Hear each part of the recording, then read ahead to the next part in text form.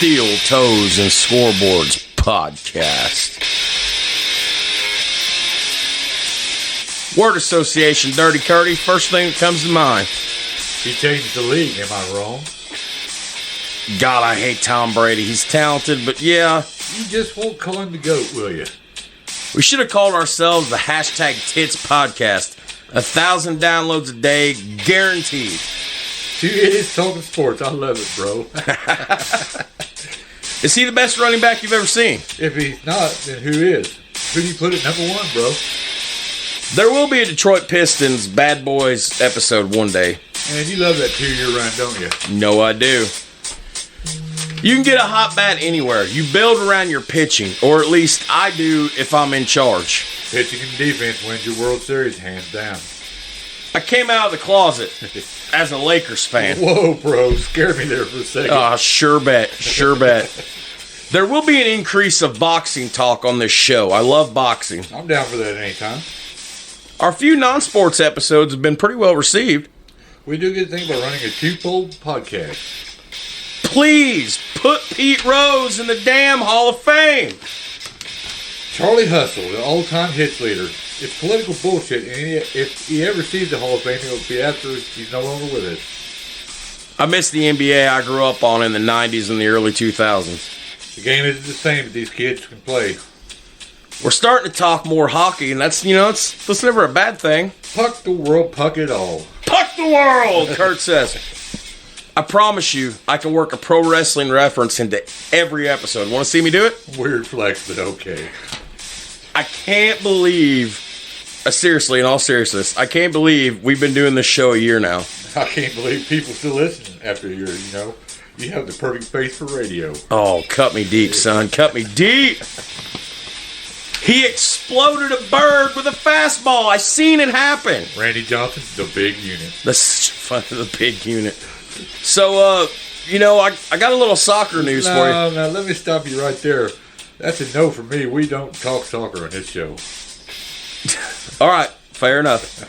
Let me ask you, though. Does Kobe win 3 in a row without Shaq on the Lakers? What do you think? Well, that's pretty tough. All right, well, look at it this way. He's a future Hall of Fame quarterback. Without question. And he's still so young. Lots of knowledge left in that kid. All right, guys, enjoy the next episode of Steel Toes and Scoreboards coming to you now.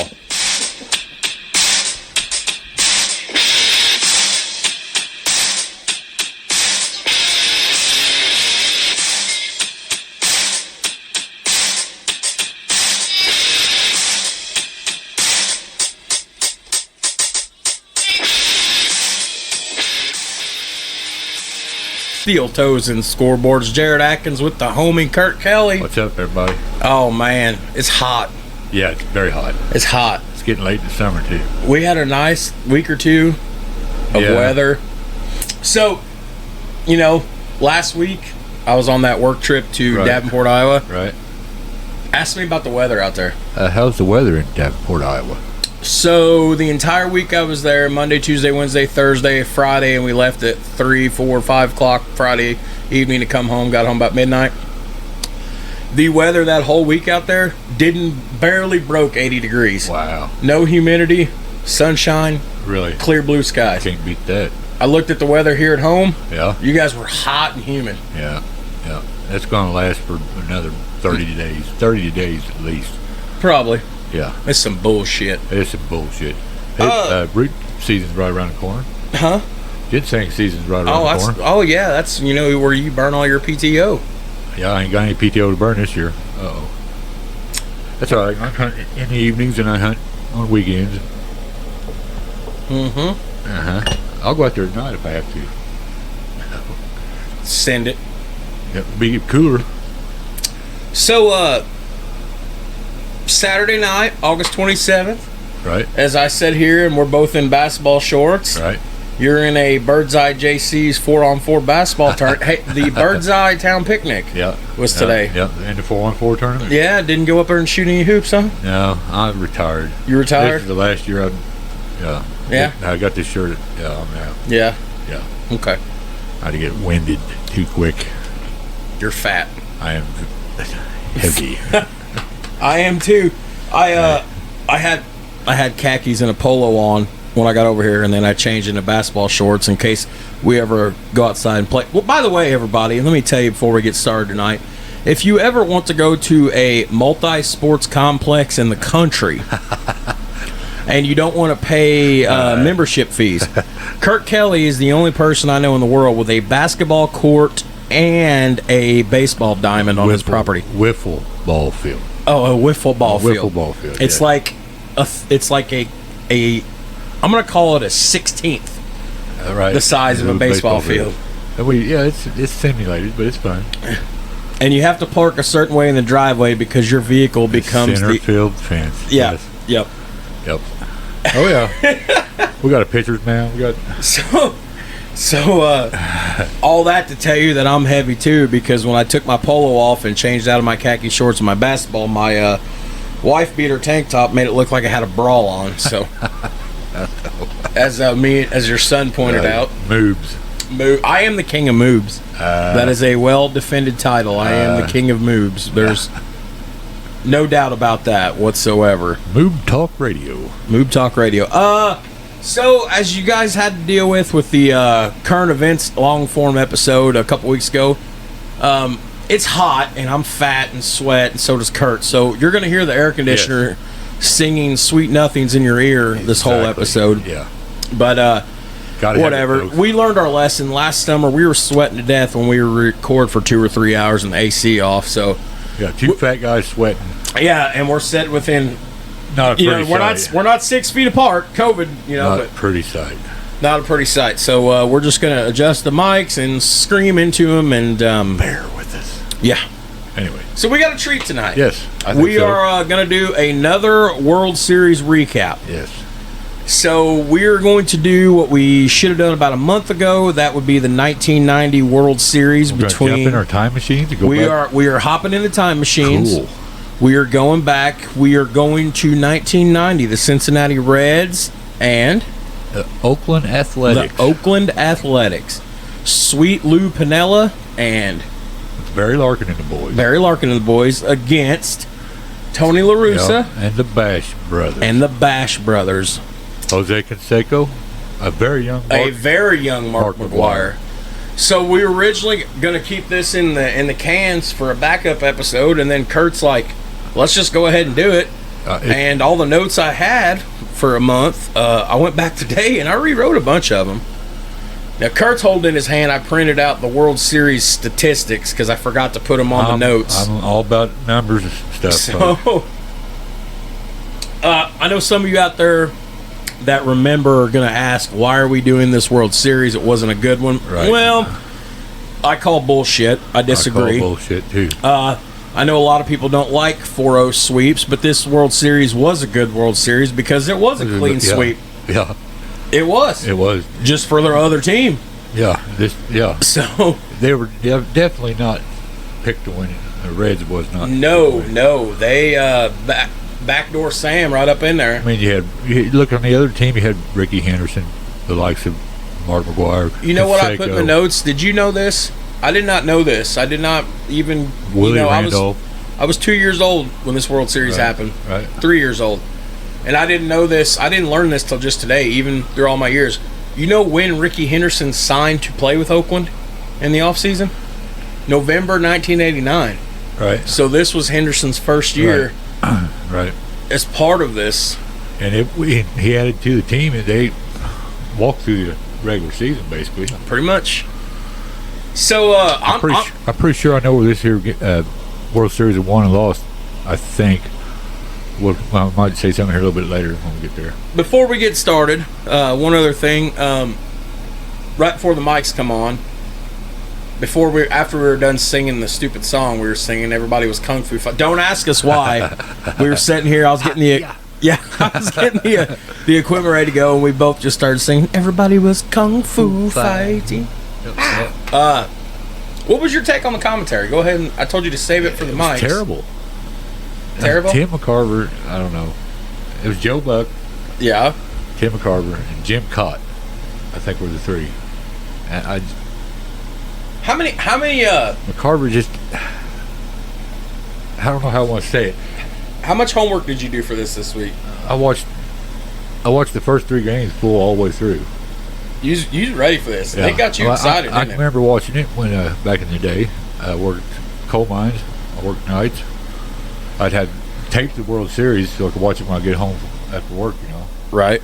I wouldn't listen to the radio or anything, so I didn't know the score. I'm not a really Reds fan, but I'll just tell you right now I was rooting for the Reds. I was 3 years old. My first memory of the 1990 World Series, I was probably about 11, so you're looking at 1998 when I first remember hearing about this and reading about it. I mean, all you heard about was the Oakland Athletics and the Bass Brothers, the steroid. And I hate... What? Did I say steroid? Yeah, you said steroids. My bad. That's... Yeah. I mean, he's not wrong. No, I could just let this in the whole time. Hey, when we eventually do our steroid episode on baseball, I'm just going to hold this button in the whole episode. Yeah, there you go. Or this button. Or this button for the whole steroids episode. But no, I was 1998. I was 11 years old. That's my first real memory of this World Series, and I've never been an NL Central guy. Well, it wasn't the NL Central here. It was still the old NL West. Yes. Because they didn't do the divisional realignment Right. till 1995, 96. Right. So, but I've never been a Reds guy, but I was pulling for the Reds in this one. Heck I mean, after, of course, years after it happened. But right. all right, Kurt, enough shooting the shit. At the end of this episode, man, that EQ's popping. Oh, boy. Anyways, at the end of this episode, we will... can you hear it popping in your ears? Let me move my mic a little bit. And let me move your mic a little bit. That way it's not so close to the recorder. Let's see what difference this makes. Hello. Yep. Hello. You got to use your big boy voice. You are. My voice is kind of hoarse. Use your professional radio voice. Yes. This is Kurt Kelly. Elliot. Stand by for 10 o'clock news. Thank you, Jared. But at the end of this episode, I will be given a full information. It is going down 2 weeks from tonight, September 10th. Kurt and I are on the road to Richmond, Indiana. Road trip! Yeah. Finally, we are recording with Dutch and Gibbler. Chris and Kim, Dutch and Gibbler. And we will be joining with the After2Beers crew as they will have us on their podcast. Unless something has changed, we are still going to be talking, I'm assuming, about baseball and baseball cards and maybe whatever else. And then I have not talked to them. I still have no idea what they're going to talk about when they talk to us. It could just be literally press record and roll tape. So, right. But all right, enough shooting the shit. Kurt, we ain't done this in a minute. Let's pay a bill. Yeah, better. And then we'll get started. All right, guys, check out Glary Guitars on Facebook or check them out at glarymusic.com. Glary is spelled Glary. Very, very reasonable and affordable instruments. I will not say cheap. I bought a GT501 and a GT502 in January last year. One for me, one for my best friend. You're looking two $80 acoustics that look and play arguably louder and better than their $500 counterparts. I call mine a Canon guitar. I had very little setup out of the box, and I recommend these guitars to anybody that's wanting an affordable guitar.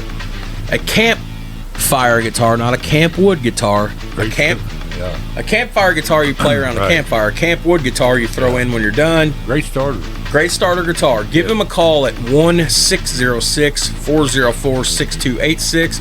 Again, that's 1-606-404-6286. That's Glary Guitars, GlaryMusic.com. Rock on. We got that thing running on high, don't we? Yeah. Did we have it running on medium last time? I don't remember. I mean, I don't want us to die, but something is popping these mics tonight. I don't think we'll die. But... Okay. If we get super sweaty, I'll wipe my boob sweat on your boob sweat, and we'll towel off, and then I got boob sweat, I'm telling you. But I mean, I took a shower. I washed my ass for you before I came over here. So it's the first time I've done it in 13 days. Well, should seen Kurt's face. That's not true. I washed it Wednesday night and Thursday. I didn't do it. Never mind. Oh shit! This is gonna be a good episode. I've not been as excited about an episode in a while. I don't know. I got super excited about this. This Sneaky World Series when you looked at it on paper. It was. Yes. It was. Okay, Kurt. So let's do it. I don't know what in the hell is going on with these mics popping. You're over there. I'm over there. I don't really hear. Well, I got your volume and your headphones turned down. Let me turn the mics down a little bit and just... Hey, Kurt. Yes. Say happy, happy rainbows. Happy, happy rainbows. That's really weird. That was weird. But it worked. I tried to make it weird. Let me turn you on a 7. Let me turn you on a 7. I'll take a 7. I got everything. Technical difficulties, folks. Stay with us. Please stand by. All right, we're gonna go with this. I can still feel the AC a little bit, can't you? Yeah. Okay. So to the best of our knowledge, to the best of our knowledge, all information provided tonight was and is factual. Any opinions will clearly be stated as opinion-based beforehand. Any audio heard tonight falls under the 1970 copyright rule thingamajigger that's dedicated for fair use and educational purposes.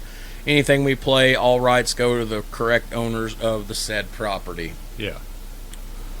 So, with that being said, this is how I'm going to start this out. As we've mentioned before on this show, just after the end of the COVID-era 2020 World Series, ESPN writer Sam Miller did a breakdown of all, at the time, 116 World Series. It's soon to be, in the next couple months, 118.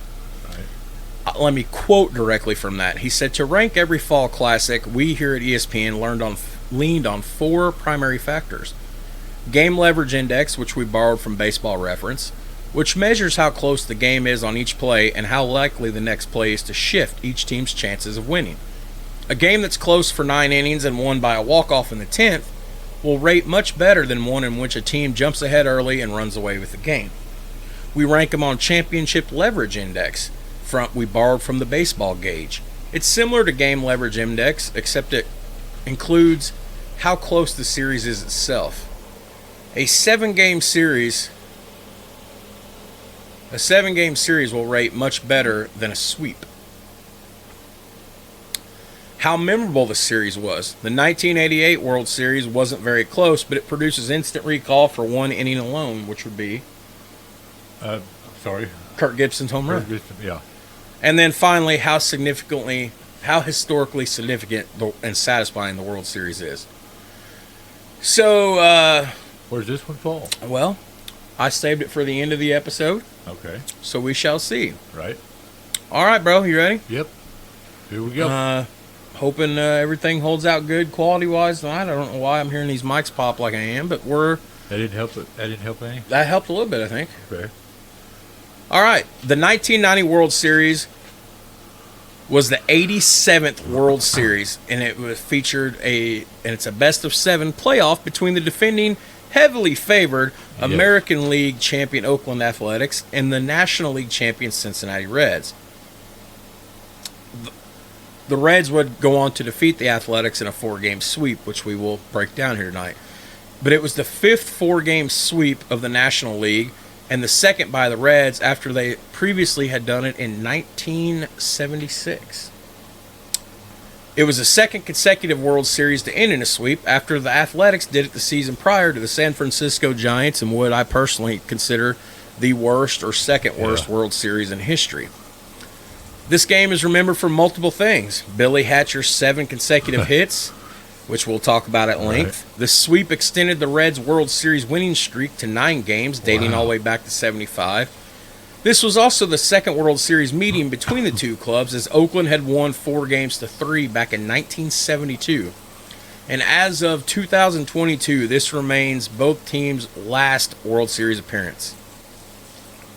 Athletics manager Tony La Russa and Reds manager Lou Piniella were old friends and teammates from their prior association in the Tampa American Legion Post 248 team. So, Lou Piniella. Sweet Lou Piniella. Sweet Lou Piniella. What is that sound? Oh, that's Dole. Yep. I forgot to sign up for the Fantasy League. I got to do that tonight. Uh-oh. You ain't no need to. I'm gonna win it hands Yeah. down. Hey, Dole, do I still got time to sign up? What? I still got time to sign up? I keep forgetting to do it. Yeah. Okay. Draft is in a couple days, like 3 or 4 days. But. Okay. Hey, look, my calendar on my laptop just popped. Podcast tonight. Huh. I already knew. Kurt, Yes. did you know that in 1990 there was no NL or AL division series? Both teams would go straight to their respective league championship series, as Major League Baseball would not adapt the division series until the 1995 season, following the realignment into 3 divisions. Right. But the best of 7 then. No best of 5. No best of 5, right? So once again, the defending champion Oakland Athletics returned for their 3rd consecutive Fall Classic, determined to start the decade as they had ended the last as world champions. Throughout the late 80s, Oakland had maintained dominant play on both sides of the ball. Oh, yeah. Many people felt the title would be a foregone conclusion, and people believed a dynasty was starting to form in Oakland, as the perennial champions had just completed a 10-game winning streak thanks to the most well-balanced rosters in all of baseball. Now, the 1990 season was their 23rd in Oakland. It was their 90th season in franchise history, and they finished in the American League West with a record of 103-59. Yeah, they ran away with it. I'm telling you, right, you get 100 wins in a season, you're cooking. You're cooking, yeah. So that's one of their best seasons in history. They led the league outright in wins for the 3rd straight year. They remained the last major North American team to accomplish this until 2017, when the feat was matched just across the bay by the Golden State Warriors. The Athletics benefited from stellar performances in all areas of the game. The offense was led by future Major League Baseball Hall of Famer Ricky Henderson, who finished the season with 65 stolen bases, 28 home runs, and a .325 batting average, and took home the 1990 AL MVP. That's pretty impressive, folks. And I want to reiterate this again. Henderson come on board this team. He signed in the off season or trade or something. He come on board in November of '89. So Came over from the Yankees, I think. was it the Yankees? What I was thinking it was. I thought I heard McCarver say it. Oakland also benefited from strong performances by their superstars. Their 2 superstars, in my opinion, they're the 2 real superstars, the Bash Brothers. Bash Brothers, yeah. Jose Canseco and as Roy. Roy, and as Kurt recanted earlier, a very young Art McGuire. probably roid free there. Roy Free, yeah. He was just a beast. Them 2 together clubbed 39 and 37 home runs respectively. 39 for McGuire, 37 for Canseco. They drove in a combined total, just these 2 guys alone, of 209 runs in the 1990 season. That's impressive. Now, over the course of the season, they added a strong offense. The additions of recent All-Stars Willie Randolph, Willie McGee, Harold Baines, pretty much furthered the gap Yes. between Oakland and the rest of the league. Now, they had established veterans on this roster: Carney, Lansford. Terry, Steinbach, Steinbeck, yeah. the other Henderson, Dave Henderson. and Mike Gallego. We have never, ever talked about Mike Gallego on this show before. Pretty good, solid utility infielder.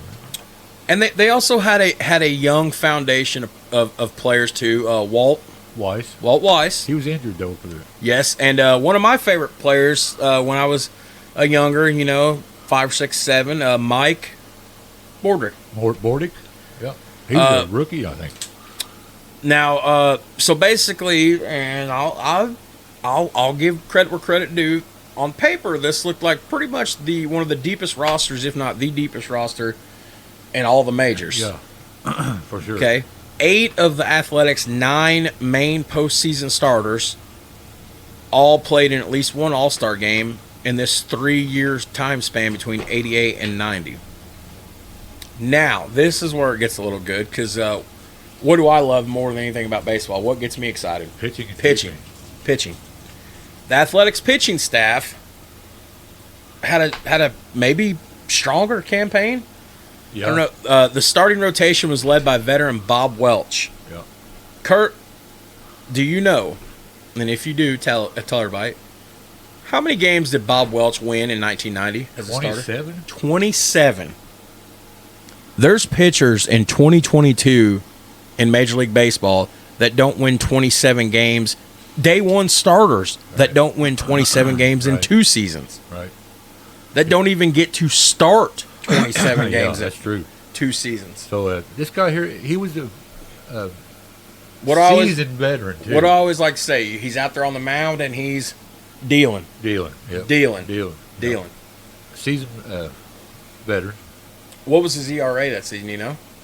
It's like 3-something, I think. Just under 2.95 ERA. Okay. Yeah. Pretty damn good in the American League when you face a pitcher. And that was strong enough to get him the AL Cy Young for 1990. Right. And as of 2021, Bob Welch, and I didn't check this year, but as of 2021, Bob Welch remains the last Major League pitcher to win at least 25 games in a season. But it gets better. Fellow starter Dave Stewart won 22 games and finished in a tie with Pittsburgh starter Doug Drabeck for the second most wins in Major League Baseball. Drabeck would go on to win the NL Cy Young, yes. Right.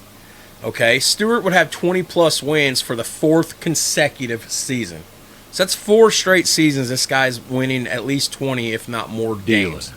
Dealing. That's a bullpen that gets me. That gets me a. What's the word I can make up? That gets me a baseball chubby. It's not a chubby. You don't think about baseball when you got the chubby when you're not supposed to have the chubby. It's just you get a baseball chubby. You get excited about baseball. There you go. Hey, look. A baseball chubby. Pitching like that gets me a baseball chubby. Right. Okay. 1989 All-Star Mike Moore. Yeah. 1991 All-Star Scott Sanderson. Yep. And longtime Athletic pitcher Kurt Young. Yep. Rounded out the AL's top rotation. The Athletics bullpen was led by superstar closer Dennis Eckersley, who posted, and Kurt and I were talking about this when I pulled up in his driveway. Eckersley, that 1990 season, had a .61 ERA with 48 saves. Start the bus. Turn out the lights, the party's over. I like that. Numbers, you know what I mean? I like that. Okay. As a team, the Athletics only allowed 570 runs, fewest in the AL by a big gap. Okay. The Athletics easily won the AL West for the 3rd straight year. Okay. With en route to a 3rd consecutive AL pennant with a 4-game sweep of Roger Clemens and the Red Sox. Boston Red Sox. Okay. The curse was still with the Boston. Yeah. The sweep was made sweeter for them, not for me, because I've always been a Clemens guy. Because what happened in Game 4 of that ALCS with Roger Clemens, do you remember? I can't remember. He got his ass ejected for arguing balls and strikes and cussing at the umpires. Yeah. When he said, I was just cussing at the mound, I was pissed. No, you were cussing at the ref, and they kicked your ass out of the game. Right. So, would you like to break down the championship series games or not? Yeah. That's up. Okay. I mean, we did a quick rundown through them, yeah. Yeah, there's not very much here for everything. Sweep. Yeah, pretty much. Saturday, October 6th, 1990, under the Green Mile at Fenway, Game 1 of the ALCS. Oakland sent Dave Stewart to the mound against Roger Clemens. This was a pitcher's duel. Baseball chubby. Baseball chubby, okay? Right. Scoreless until the bottom of the 4th inning. Red Sox third baseman, legendary. Don't matter. He did some Wade Boggs. He did some vignettes in the WWF with Kurt Hennig. Wade Boggs. Mr. Perfect. Wade Boggs. Another great 2-strike hitter. There you go. That's your catchphrase. He's a great 2-strike hitter. He was a great 2-strike hitter. Wear a pitcher out. He did. He'd wear a pitcher out. That's absolutely true.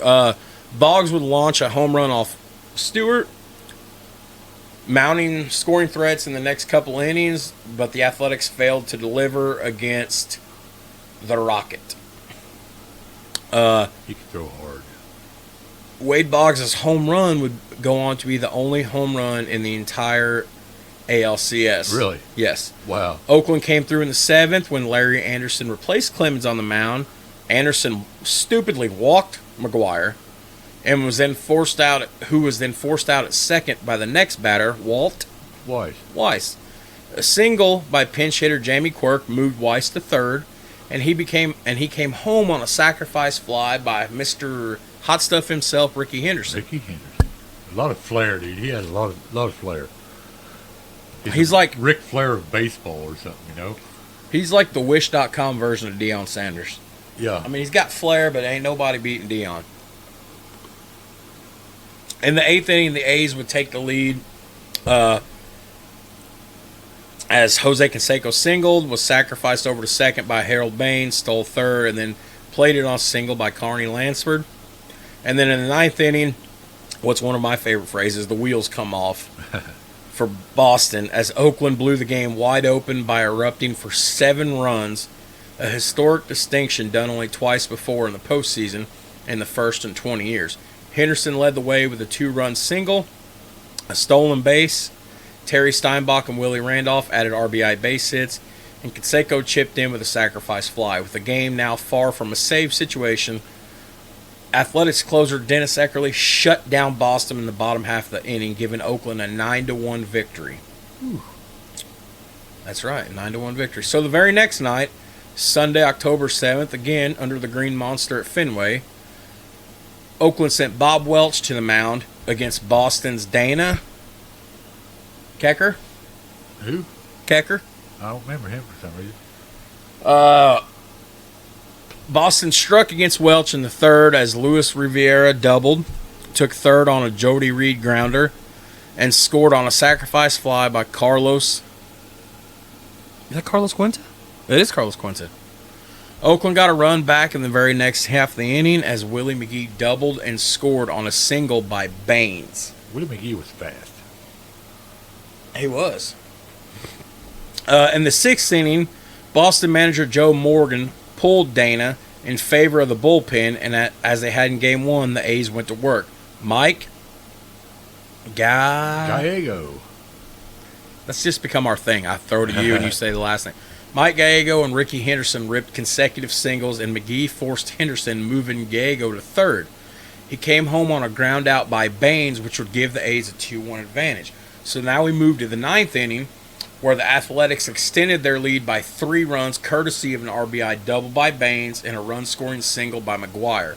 Eckersley worked a 1-2-3 ninth to secure his first save of the series, and Oakland took a 2-0 ALCS lead back to the Coliseum in Alameda County. Nobody's surprised at this point. No, absolutely not.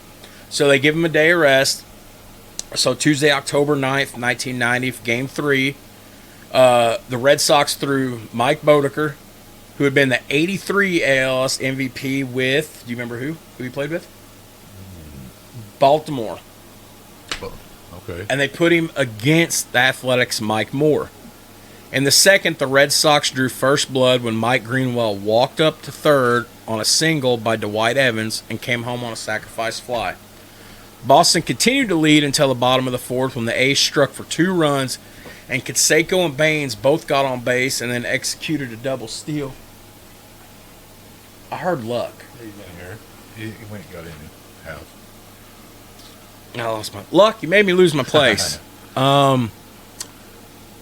Okay, Canseco and Baines both got on base, and then executed a double steal, which sent Canseco to score on a Dave Henderson sacrifice fly, and Baines eventually to plate on a single by Willie Randolph. So they're moving. Right. Canseco was freakishly fast, too. For a big guy. Holy crap. He could run. Deceptively, that's my word. Yeah. He was deceptively. He's a freak. Right.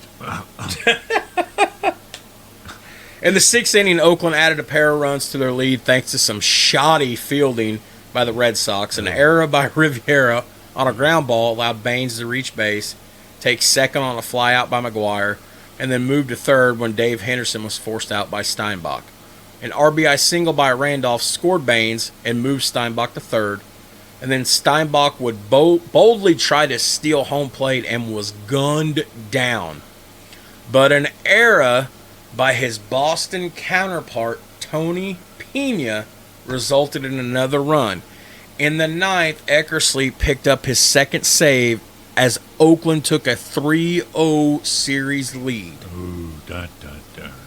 So, the next night, Game 4, Wednesday, October 10th, 1990.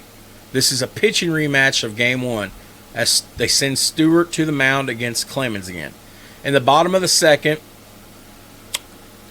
the Rocket gave up consecutive singles to Carney Lansford and Steinbach, and both advanced on base due to a throwing error by Greenwell. McGuire would then force Steinbach, driving in Lansford with the first run of the game. Randolph was the next batter, and when home plate umpire Terry Cooney judged Clemens' fifth pitch to him to be ball 4, Clemens lost his shit, letting loose a stream of profanities and throwing a temper tantrum. Clemens, to this day, claims he was talking into his glove. However, Cooney assumed the comments were directed at him and promptly ejected Clemens. Thank God for the internet and YouTube, because YouTube videos show Clemens looking at and directly talking to Cooney. Yeah. Boston manager Joe Morgan and Clemens fiercely argued the call, and then the Red Sox bench exploded with Clemens' teammates hurling water coolers and littering onto the field. Just a complete shit show. Yeah, what a bunch of thugs, huh? Act like you've been here before, boys. Yes. Act like professionals. There's, 7-year-old children, 10-year-old children looking at their heroes, acting like a bunch of little bitches. Yeah, it was bad. In the end, Clemens and Barrett were thrown out, and angry Barrett had merited his ejection by throwing shit onto the field, literally. Well, not literally. I just see me look at you like, I what? seen you look at me. Curdy didn't pull his pants down and monkey fling it onto the field. No, that's not. Okay. I wish, one of these days we're going to video these podcasts like I always talk about. I wish you could have seen. Look over like, because I said throwing his shit on the field. Literally, Kurt looked at me and I could just see it in his eyes. He's envisioning Barrett in the dugout just shitting into his hand like a monkey. No, that's not. Okay, all right. Wow. I'm trying to be mature and you bring the child out in me every time.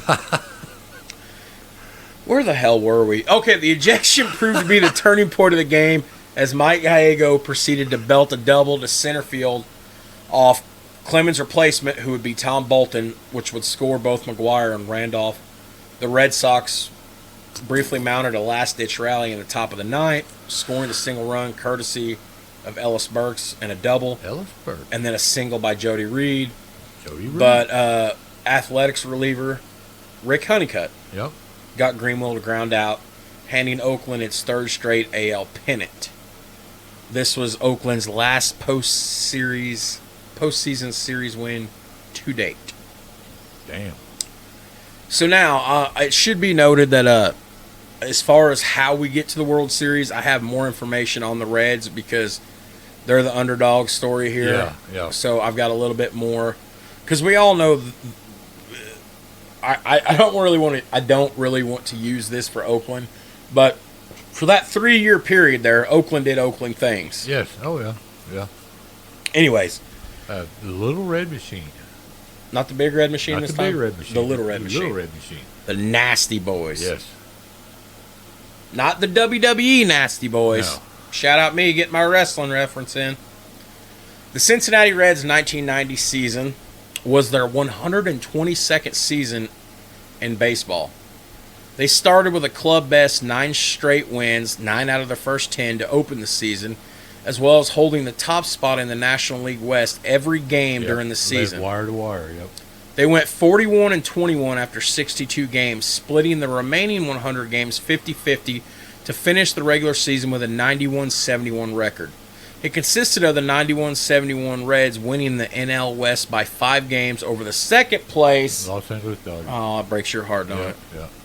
As well as the National League Championship Series in 6 games over the Pittsburgh Pirates, and the World Series in a 4-game sweep over the overwhelming favorite Oakland Athletics. This was the 5th World Series for the Reds, and their first since winning 2 back-to-back titles in 75 and 76.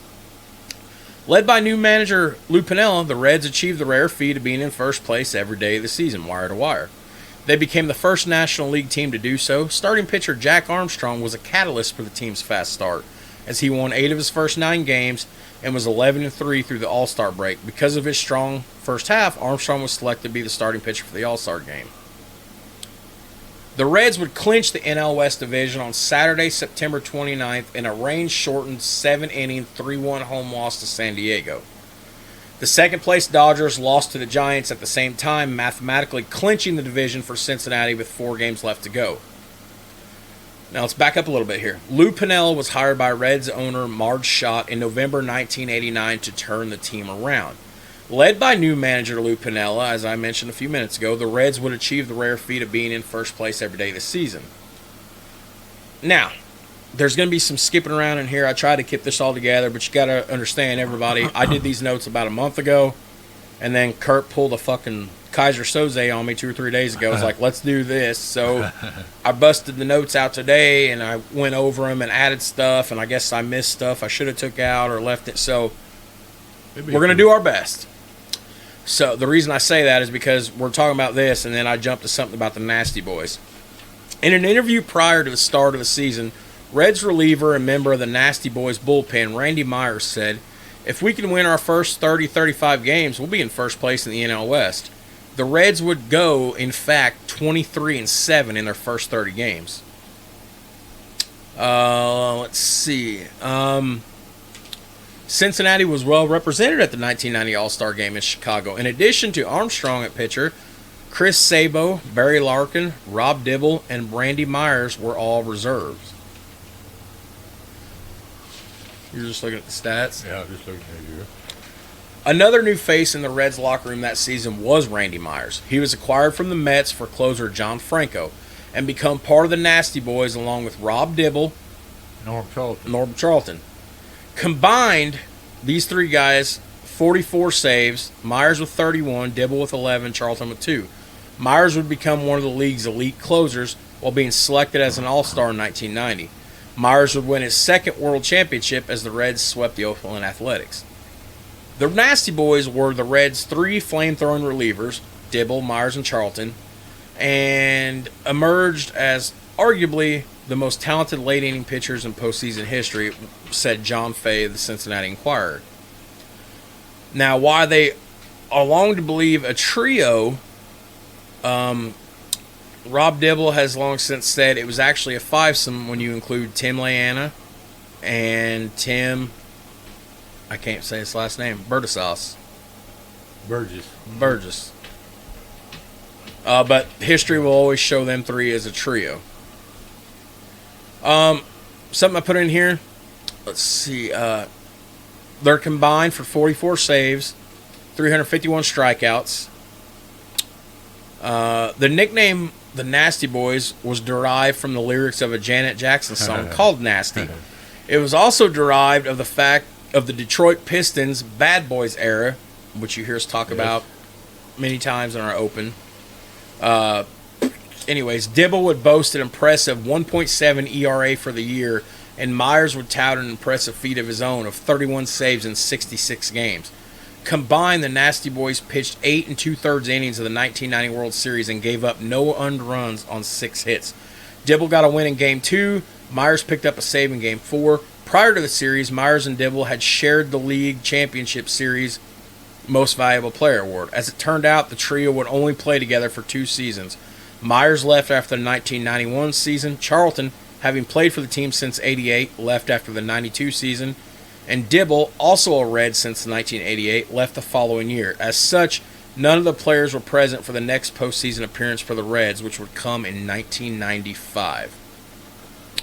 Now, I'm kind of keeping on this Nasty Boys thing because, hey, pitching gives me a what? Chubby. A baseball. A baseball chubby. Not an actual chubby. That would be weird. If I had a chubby sitting next to you, that would be so wrong. But it's a theoretical chubby. Right. It means I like good pitching. It means pitching gets me excited. Right. A baseball chubby. Right. An article written just this past year in November on Baseball Heritage website by Owen McAman. He did a little talking about the Nasty Boys, and there's something in here. He's got a big, long thing right up about the Nasty Boys. It's only about a paragraph. I'm not going to read it all. There was a couple things I wanted to point out in his article. What he said is, players in 2021 get chastised by older media members for pumping fists after a strikeout or flipping a bat after a home run. The days of purposeful beanballs at batters, bench clearing brawls, fist fights, and players clashing with managers are hopefully in the rearview mirror, but players showing personality will always endear themselves to the fans. None of the Nasty Boys are or will ever be enshrined in Cooperstown. And you know what? That's okay. You don't have to be an all-time great to be absolutely dominant at your peak. And that's what the 1990 season was for the Nasty Boys. Dominant, unhittable, and scary. Three beasts that brought a championship back to Cincinnati. Them three were the heartbeat of the team. Yeah, throwing to a guy that looked like John Daly baseball. I mean, Joe Oliver. Go ahead. Joe Oliver, him and John Daly, I bet they had the same mannerisms and characteristics. I just bet you. I bet you he was talking to the hitters and stuff, Yeah, your wife, she... I got on TikTok the other night. Adam Sweet, what did you do when you first... So Adam Sweet's the whole reason, Yeah. And you tell him I talked about him on the All episode when you get back to work Monday. Adam Sweet's the whole reason I have TikTok. Because he used to send me shit all the time, and it would not let me view it. I had to create a TikTok. Right. So I finally created a TikTok, watch it, and now it's a huge waste of my time. I get on there. Do Randonautica? It's like down the world. You want to do something like that? What? Randonautica, ain't that on TikTok? I don't know. Maybe. Oh, I figured you probably heard of it. Some weird shit. I seen a John Daly video. Sidebar. Seen a John Daly video. He pulls up, gets off the golf cart. Have you seen John Daly lately? Uh-uh. He's got a big grown beard now. It's not not baby face anymore. White hair, just white as snow. He pulls out, and some fan mouths him, and they said, "Why do you eat so much? You're fat." And he said, "I'm too busy eating your mom's pussy." Sorry, folks, not safe for work. But then it goes further. Somebody tossed him a beer, and he shotguns it right there. He said, "Where's the first tee? What's the course record?" I love John Daly. I do too. I want to get He don't give a fuck, and that's what I kind of like about it. I want to get some loudmouth golf. I love loudmouth golf, but they don't make their clothes for fat people. Well, maybe they do, because Daly's a big boy. But I want to wear some like outlandish, bright as hell John Daly golf pants out there on the course. You want? Let's. Might be too early to pay a bill. Is it too early to pay? I mean, we got a lot to cover. Is it too early to pay a bill? I'd say we get through this. Well, let's get through everything before we go to the World Series. Yes. Because I mean, we got a lot of content to cover, and I'm super excited about this episode. Now we got to figure out how we're going to eat a pizza. Yeah, we got Kurt. We're getting pizza, and we got to have a halfway break. We go out and play at the Kelly Sports Complex out here. Yeah. The only place in the state of Indiana where you can have a basketball court and a wiffle ball field. That's right. In your backyard with foul ball lines and everything. Yes, foul poles, fence, and cars used as fencing. Yes. All right. The 1990 National League Championship Series was played between the Reds, who were 91-71 that season, and the Pittsburgh Pirates, who finished 95-67. This will be the first playoff appearance for both teams since 1979. Since 1979, and the fifth NLCS meeting overall, with Cincinnati winning the pennant over Pittsburgh. They done it in 70, 72, and 75, while Pittsburgh beat Cincinnati in 79. So these guys have met each other in postseason several times. Okay. Of course, Cincinnati would go on to win the series 4-2. This was the only NLCS during the 1990s that did not feature the Atlanta Braves and was the first of 4 straight to feature either my Philadelphia Phillies or the Pittsburgh Pirates. Between Game 2 in Cincinnati and Game 3 in Pittsburgh, the teams took 2 days off instead of the 1. That was because on Sunday, October 7th, I don't know why I felt inclined to put this in here, the Steelers needed to use Three Rivers Stadium for their scheduled game against the San Diego Superchargers. And I'm assuming, just a sideball here, 1990, would that still been Dan Fouts at QB in 1990 for the Chargers? It probably was. I love me some Dan Fouts. Not a Dan Fouts guy. I see it on your face. No, I like Dan Fouts. I'm trying to think if he'd still been around in 90. He might have been gone by then. Maybe. It would definitely been in his twilight of his career. Yeah. I don't care what anybody says. To this day, I'll defend it. One of the top 10. I can't go top 5, but probably one of the top 10 of all time. Yeah, he was Eric pretty Coryell. good. Pretty good. Yeah. He's eating our chips. I don't know what these are, but I told Kurt. No, they're not grip. They are Grippos, but they're not the hot. They're sweet onion Maui. They're damn good. They need a little more flavor on it, though. The flavor. More flavor. But they are pretty good. I'm not supposed to be chewing while I'm on the mic. Oh, man. What's the most annoying sound in the world? Bam. We need a pizza. Yeah. Papa John's delivered. Not out here. Yeah, they do. Send it. Call it in. Okay. Hang on, I'm going to pause it. We'll be right back, folks. You'll never know we're gone. Okay, we're back. I had to fill my cup up. We're looking at pizza stuff. Possibly Papa John's. I'm fat. Kurt's fat. We're hungry. All right, so here we go. Game 1, NLCS. Make sure they give us extra garlic, because I'm on a garlic kick now. Okay, Game 1, NLCS, Thursday, October 4th, 1990 at Riverfront in Cincinnati. The Pirates took the first game with a 4-3 victory. Game-running run scored in the 7th when Andy Van Slyke hit a routine inning fly out that was misjudged by Davis in left field and scored Gary Reedus. Bob Walk was the starting pitcher for Pittsburgh against Jose Rio. The Reds had 2 doubles in the bottom half of the first inning and scored 3 runs. These would prove to be the only runs they could bring across the plate the whole game. For Pittsburgh, and here's a name we haven't talked about, Sid Bream. Yeah, underrated. Very underrated player. Sid Bream would hit a 2-run home run in the 4th inning to tie the game. The proverbial key play for the game for the Pirates was throwing out pinch runner Billy Bates, the trailing runner at the back end of a double, stealing the 9th inning to get the second out. So anyways, Pittsburgh took Game 1 of the series and clinched home field advantage. Jim Leland was a great man. Jim Leland. We got some Jim Leland stuff coming up here down the line. Right on. Game 2, Friday, October 5th, once again in Cincinnati.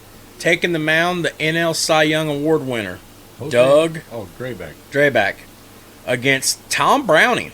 Yeah. For a weekday afternoon game. That's 2. Weird. Afternoon. Cincinnati again scored in the first inning when Barry Larkin.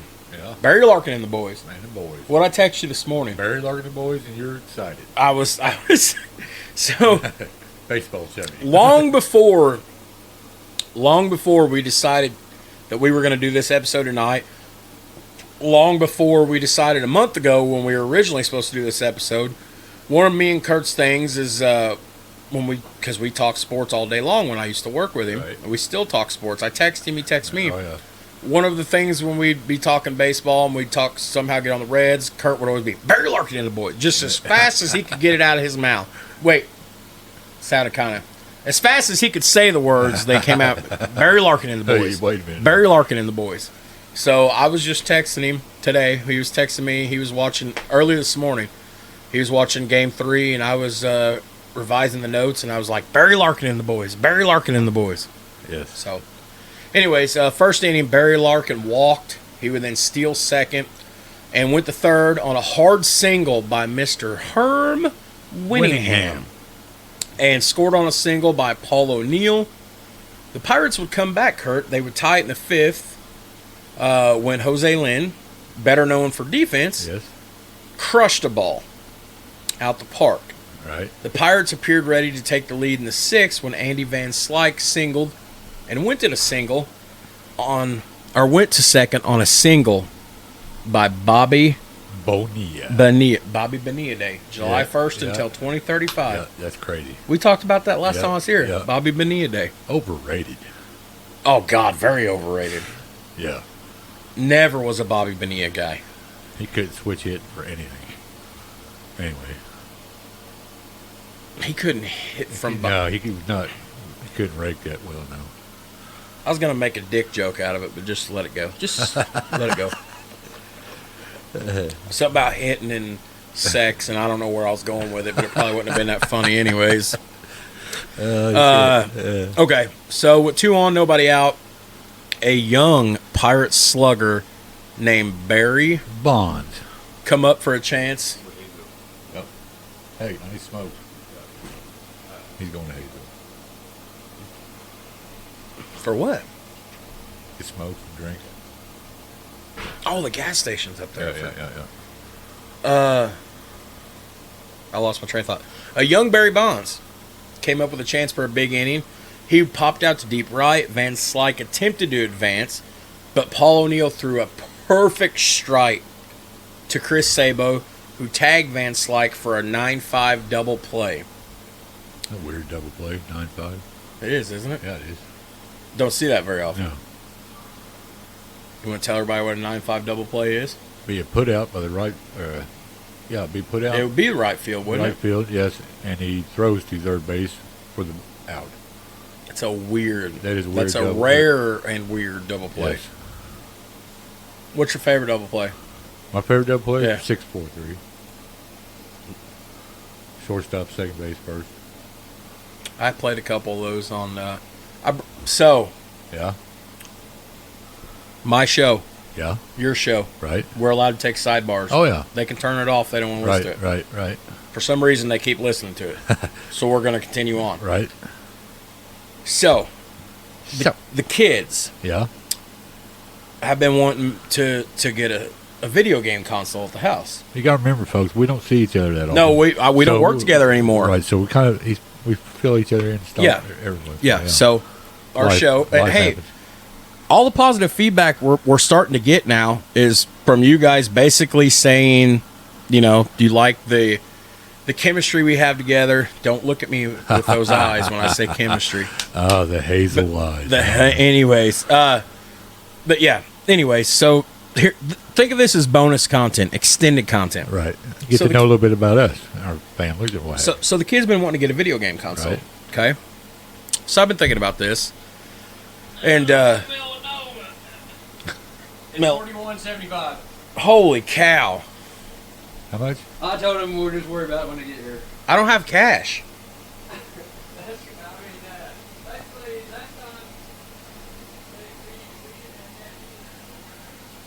I can't hear you. I got some cash, I think, but I don't know if I got that much. I don't have any cash. They'll take your card. I'll give you your cash.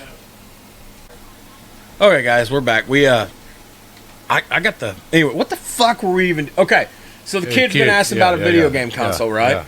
Yeah. And their mom and her boyfriend. I guess you know my oldest. He's 11. He's got a Nintendo Switch. My middle one, she's 8. She only plays games on a tablet, but they've got a video game, an Xbox Series X. Right. I have an Xbox 360 Okay. that I bought 10 years ago in 2012. I dusted the son of a bitch off about a week and a half ago. I just would have called her. And I've been playing MLB 2K13. Oh, yeah. 2K13. Ain't nothing wrong with that. I got MLB. That game come out like 11 years ago. I got MLB 18, 19. I don't want to say nothing, but pitcher number 19, Jared Atkins for the Seattle Mariners. He's won 3 AL Cy Youngs in 5 seasons. That's pretty impressive. Don't ask me what my ratings are. Whatever your ratings. Well, I cheat. Everything's high. The Mariners have won at least 120 games in all 6 seasons. What? They have won 4 out of the last 6 World Series. They lost 1 and didn't make the postseason in the other. I've won 3 out of 5 AL Cy Youngs, and the only year I didn't win the Cy Young, my teammate Buttercup Cupid. That's his name because they auto-generate names. Buttercup Cupid won the Cy Young as a reliever. Hey, is somebody hitting the restart button? Restart. No, fuck no, I'm not. I just put all my ratings to 99 overall. I see. Wow. You know what my favorite pitch is I throw? Knuckleball. No. What I always talk about, the infamous eephus pitch. Eephus pitch, yes. I throw a 60, 65 mile an hour ball with 37 inches of fucking break on it. Right on. So anyways, everyone wanting to get a new console. What's the zip code? 47532. Okay, it's 47532. Okay. But anyway, so I've been looking at getting a new system. So you're a gamer, huh? I haven't been for years, but I've been getting back into it because I've been playing. I've been getting excited about baseball. MLB again. 22, you ought to get it, and me and Doyle get it. And I'm trying to decide right now between a PS5 and a new Xbox. Man, PS4 is where you want to go. yeah. Why? Most affordable, and you can play it. I mean, if you ain't getting no PS5, I'll just tell you right now. Why are they You hard can to let the get? record show. Are they hard to get? Yeah, they're pretty hard. Fucking expensive too. I mean, I can hook you up. I know somebody that sells them, but I mean, they're not affordable. Literally over $1,000. That's ridiculous on a game console. Yeah. Yeah. Okay. Back to work. So I was just telling you because I've been enjoying baseball. Right. So I don't even know where we're at. We're in game 2 here, I guess. So okay, 9-5 double plays. Yeah, that's where we was at. I went that whole thought because I hit the 4-6-3 double play like twice today. Damn it. I've been playing a lot. All right, that's cool. The show? No. 2K. MLB 2K13. That was the last year 2K made an MLB game before they all went to the show. I told him he needs to get. We all need to get 22. I get a new system. I'll get an NBA. I'll get a We play MLB on The show game. is PlayStation exclusive. So you guys can't be playing on a PlayStation, and I can't be playing on Xbox. Me playing together. No, they don't make the baseball game for Xbox. Not the show. Well, that's ridiculous. They make every video game they make for a console. Back in the day, 10 years ago, they did. If you could get it on PS3 console, you could get it on Xbox 360 console. The show's always been a PlayStation exclusive. What the San Diego Productions. Like the game you'd be playing would be like ESPN baseball, right? Like it's ESPN format. Who's the announcers and stuff like that? John Kruk. Yeah, that's definitely ESPN. John Kruk. Yeah. Steve Phillips. Oh yeah, he's a rapist. Who's a rapist? Steve Phillips? Oh, bullshit. Yes, he is. Is he? This episode's getting way off track. I should have just paused this. Steve Phillips? Okay, He got fired from ESPN for sexual harassment. there's a lot to unpack here. I just recommend we burn the suitcase instead.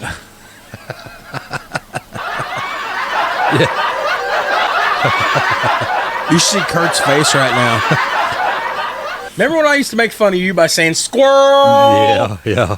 It's me now. Yeah, squirrel. Fuck, let's go. Yeah. The Reds regained the lead in the 5th when Winningham reached on a fielder's choice, stole second, and scored on Paul O'Neill's drive to left center that hit the wall, barely missing Barry Bonds' glove. Drabick then went the distance but got the loss. Browning got the win, and Randy Myers came in for the save. Barry Larkin's stop and throw on a sharp ground ball by Barry Bonds up the middle stopped a potential rally with none out in the 9th. 2-1 Reds win. Game 3, Monday night, Three Rivers Stadium in Pittsburgh. Another weekday afternoon game, and for the first time in history, as I previously mentioned, there were 2 scheduled off days between the games. This setup basically seemed to help Pittsburgh as it would allow them to have Drabick for Game 7 if they needed it, but you ain't got to worry about that. Right. Okay, so here you got Danny Jackson taking off Zane Smith, and correct me if I'm wrong, Danny Jackson. Is that the same Danny Jackson? That we talked 1985. World? Yeah, I was just getting ready to bring that up. Yeah. Because, yeah. He was a rookie in 85. Yeah. Yeah. But Mariano Duncan was the one who stole the show in this game. In the second, Joe Oliver. I call him John Daly Jr.? John Daly Jr. Right. Singled. Billy Hatcher came in with a home run. That gave the Reds a 2-0 lead. The Pirates would come back and tie it in the fourth with Jay Bell's double. Andy Van Slyke singled to score Bell, and then Van Slyke scored on Carmelo Martinez's double. In the fifth, Hatcher came back, doubled, Larkin singled, and Duncan hit a 3-run home run to give Cincinnati a 5-2 lead.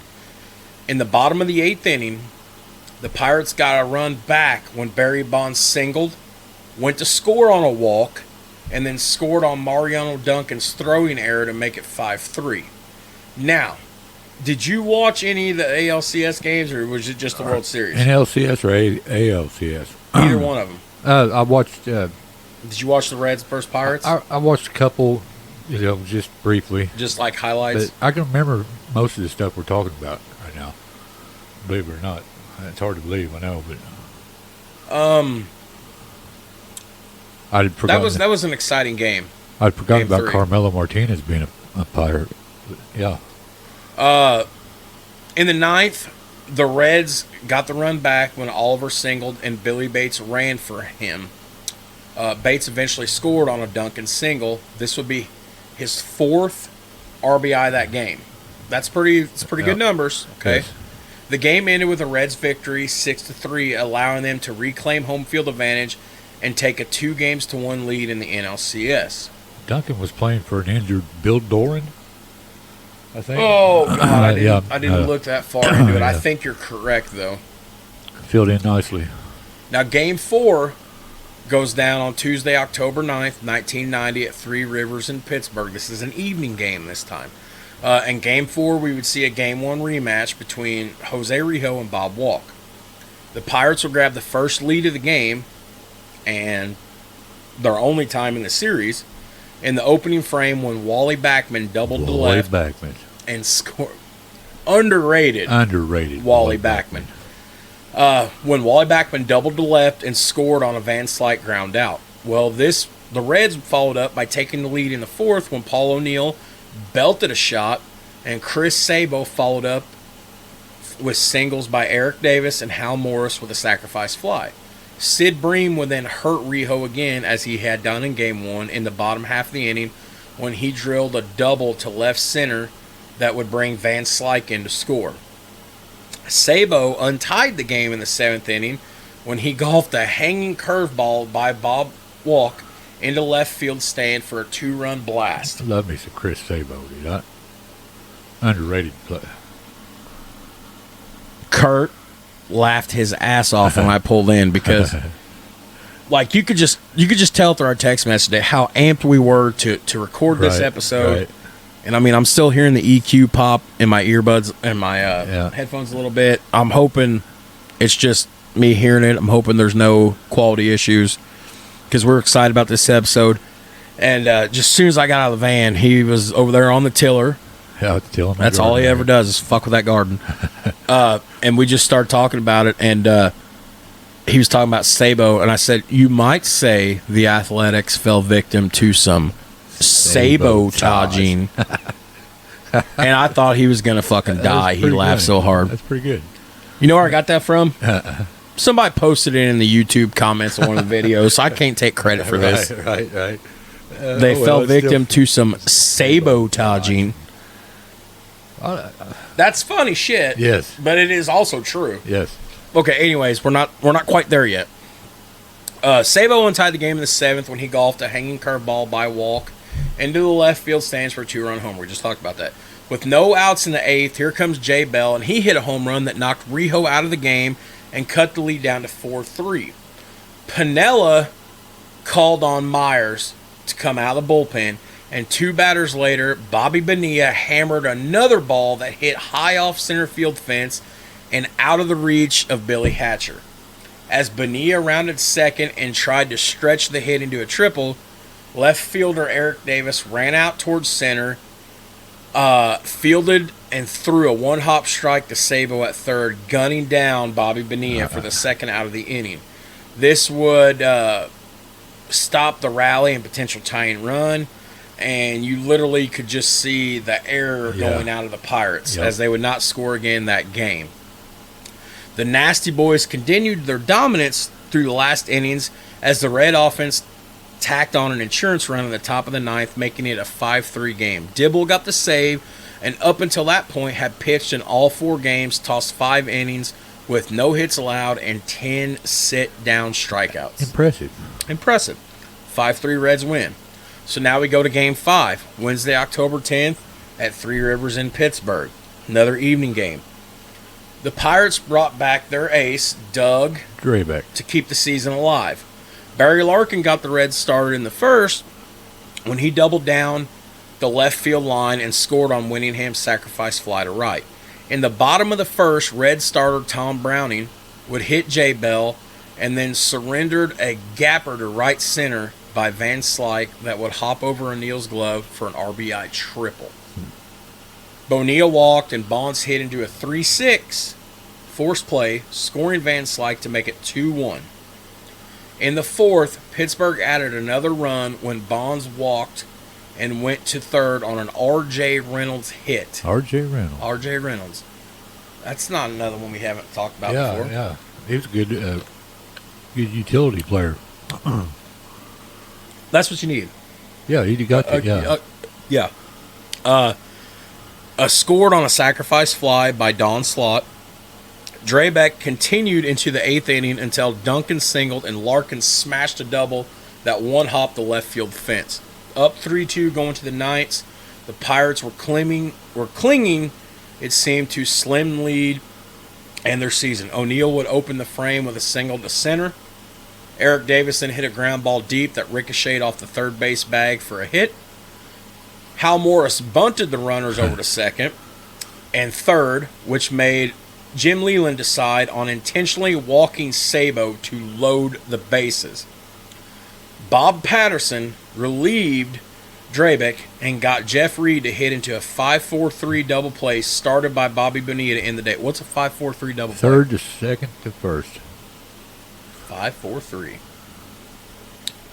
That would end with a 3-2 Pirates win. So now we go to Game 6. Riverfront? No, yes, Riverfront, excuse me. Both of these stadiums are no longer with us, folks. No, they are not. Friday, October 12th, 1990, another evening game, Riverfront Stadium in Cincinnati.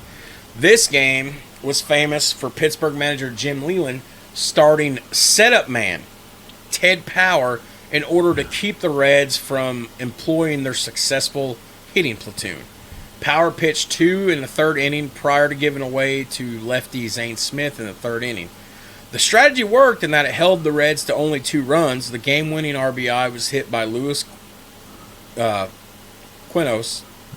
Sorry, I said Quinones. Louis Quinones of the Reds in the 7th. That close defensive game ended with a 2-1 score, accentuated by an over-the-fence catch by right fielder Glenn Braggs, which would rob Carnelo Martinez of a 2-run homer to preserve the win in the 9th. The Red won the series 4-2 and their first pennant since '76. To date, this is the Reds' last pennant win. They've been terrible. Have they been terrible? Mm-hmm. No pitching at all. Let's, I'm just thinking about that pizza. Let's pay a bill. Let's pay a bill. We're going to shout out my other best friend. So, guys, check out JDJ Log Builders on Facebook. They've been in business for almost 2 decades. The owner grew up in the log home business. They build log homes from scratch. They can build log kit homes. They do partial and complete log home refinishing, log replacement. They do some general contracting if your needs require it, like pole barns, maybe a potential quick weekend roofing job, just depending whatever you need. But mostly it's all log home construction and refinishing. Give Jeremy a call at 1-812-827-0427. That's 1-812-827-0427. Tell them that his buddy Jared sent you guys. So check out JDJ Log Builders. See, that's nice. Look at me. Yes. He's building a log home right now in Tennyson. They do pole barns? He has done some pole barn work in the past. I'm not saying he would now. I mean, ultimately it's up to what his schedule allows, but he's never been opposed to anything. But he's mainly doing log home construction, log home refinishing. He's building a log home, and they're building one in Tennyson right now. That's pretty cool. Just down the road from the Holland-Tennyson exit. So, I've been thinking about getting me something new here. A pole barn? Well, something else. I mean, you got all them millions. Oh yeah, for sure, bet. For sure. I know how we can get it. How's that? Let's take Adam Sweet's car. Yeah. So the license plate comes back to Adam. Yeah. Let's go rob an armored truck. Yeah, them guys are armed to the teeth. I'm not scared. And there's usually like 3 or 4 of them in there. Adam, I'm just kidding. We love you. Yeah, he acts like he's a thug sometimes. Who, our boss? Yeah. Well, I guess he ain't my boss anymore. He tries to act like thuggish, and I call his bluff. Tell him you ain't hard, gangster. That's right. All right, Kurt. So here we are. Yes. This is what we're here for. Yes. World Series time. Yes. But we're not ready for meat and taters yet. No. We got some stuff I'm always to go ready through. for meat and taters. Yeah, but we got some stuff to go through. Shout out, not your basic dad. I don't know what happened. I sent you a message today. I don't know if you've deleted your Twitter account or what, but it's not pulling you up. And I know you didn't block me. But, you know, you've been wanting to come on. Again, shout out Not Your Basic Dad on Twitter. Bullshitting with Padres, his podcast. He's become a huge fan of the show, a big supporter. Another guy that lives up in Richmond, good friend of the After2Beers crew. He's come out in huge support. I just totally lost my train of thought why I mentioned him. There was something I was going to say. Anyways, I sent him a message today. Probably the melatonin. Inside joke, man. Inside joke, not the melatonin. I'm not telling this story on air, but there's some melatonin involved. That's all I'm going to say. How was that melatonin? Good. Real good. Real good. Not your basic dad. Get a hold of me somehow. Damn. I don't know. We'll have you on the show. There was a reason I was segueing to that, and I had it there, and it's gone. Probably because he come sit in with us one time. Yeah, come on in. Yeah. We're hospitable. Damn, it's really bugging me because I can't remember what I was going to say now. Anyways. I can't read your mind, so. That's a scary thing. Yeah. Good. So, okay. Not ready for meat and taters yet. So many ways. We got some stuff to get through before we get to the meat and taters. Right. Simmer right now. Right. Right. So the matchup's set once again for the 3rd straight year. A's are going to the Fall Classic. The Bash Brothers. Many people felt a title was a foregone conclusion. Oh, yeah. You know, as I'd said earlier. 3rd meeting between these teams? Yes. Yes. World Series? Something like that. 2nd or 3rd. I don't. Or second. On the mound, Oakland boasted Bob Welch with 27 wins, Dave Stewart with 20+, and ace relievers Eckersley. At the plate, the Bash brothers, McGuire and Canseco, combined for 26 home runs. Ricky Henderson led the American League with 65 stolen bases. Yeah, that's unheard of nowadays. Finished as a runner-up for the AL batting crown. Right. With 28 bombs and a 325 very impressive average. Year. Adding to the team's aura of invincibility was the late-season acquisitions of Willis McGee, the 1990 National League batting champ from the St. Louis Cardinals, and Harold Baines from the Texas Rangers. Yep.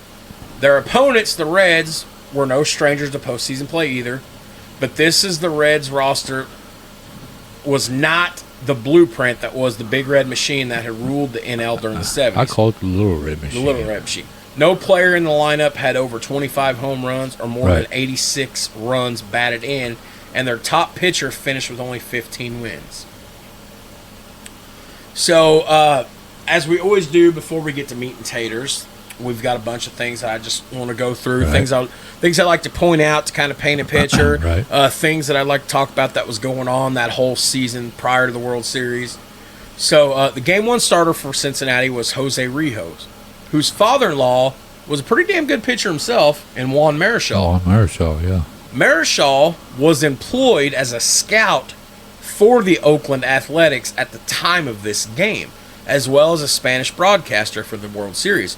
Marichal said, "Of course I hope he does good. He's my son-in-law, but I want Oakland to win. They sign my paychecks."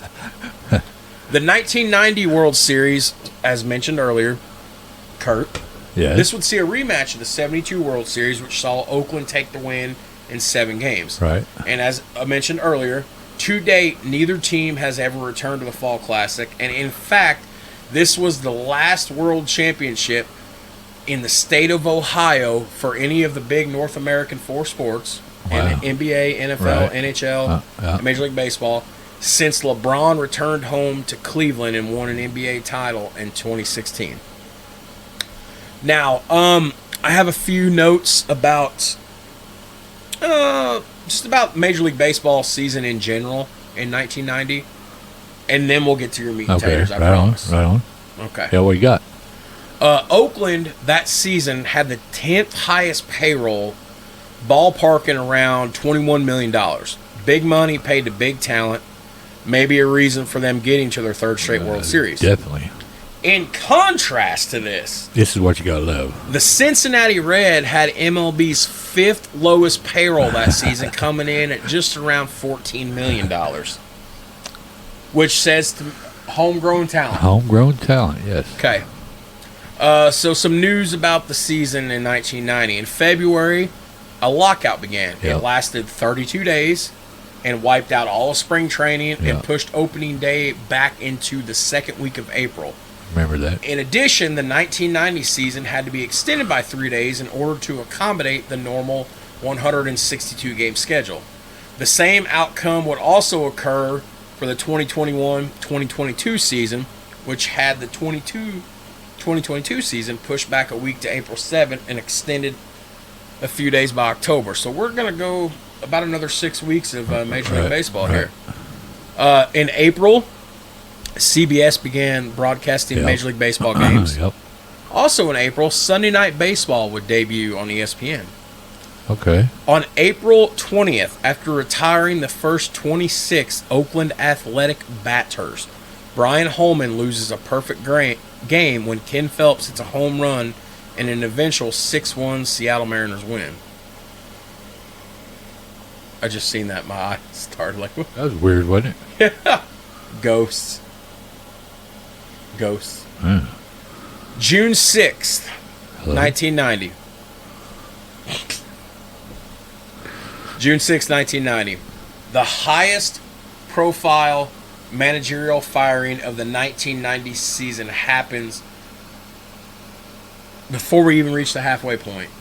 The New York Yankees fire Bucky Dent before a game against their rivals at Fenway Park, where he hit his famous 3-run home run in a 1-game playoff in '78, making Fenway Park the scene of his greatest moment as a player and his worst moment as a manager. Wow, Bucky Dent.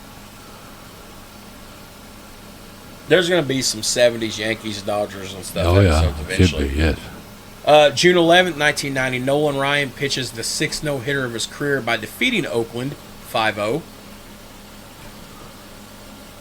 June of that year, it's announced that Major League Baseball will be expanding to 2 teams for the 93 season.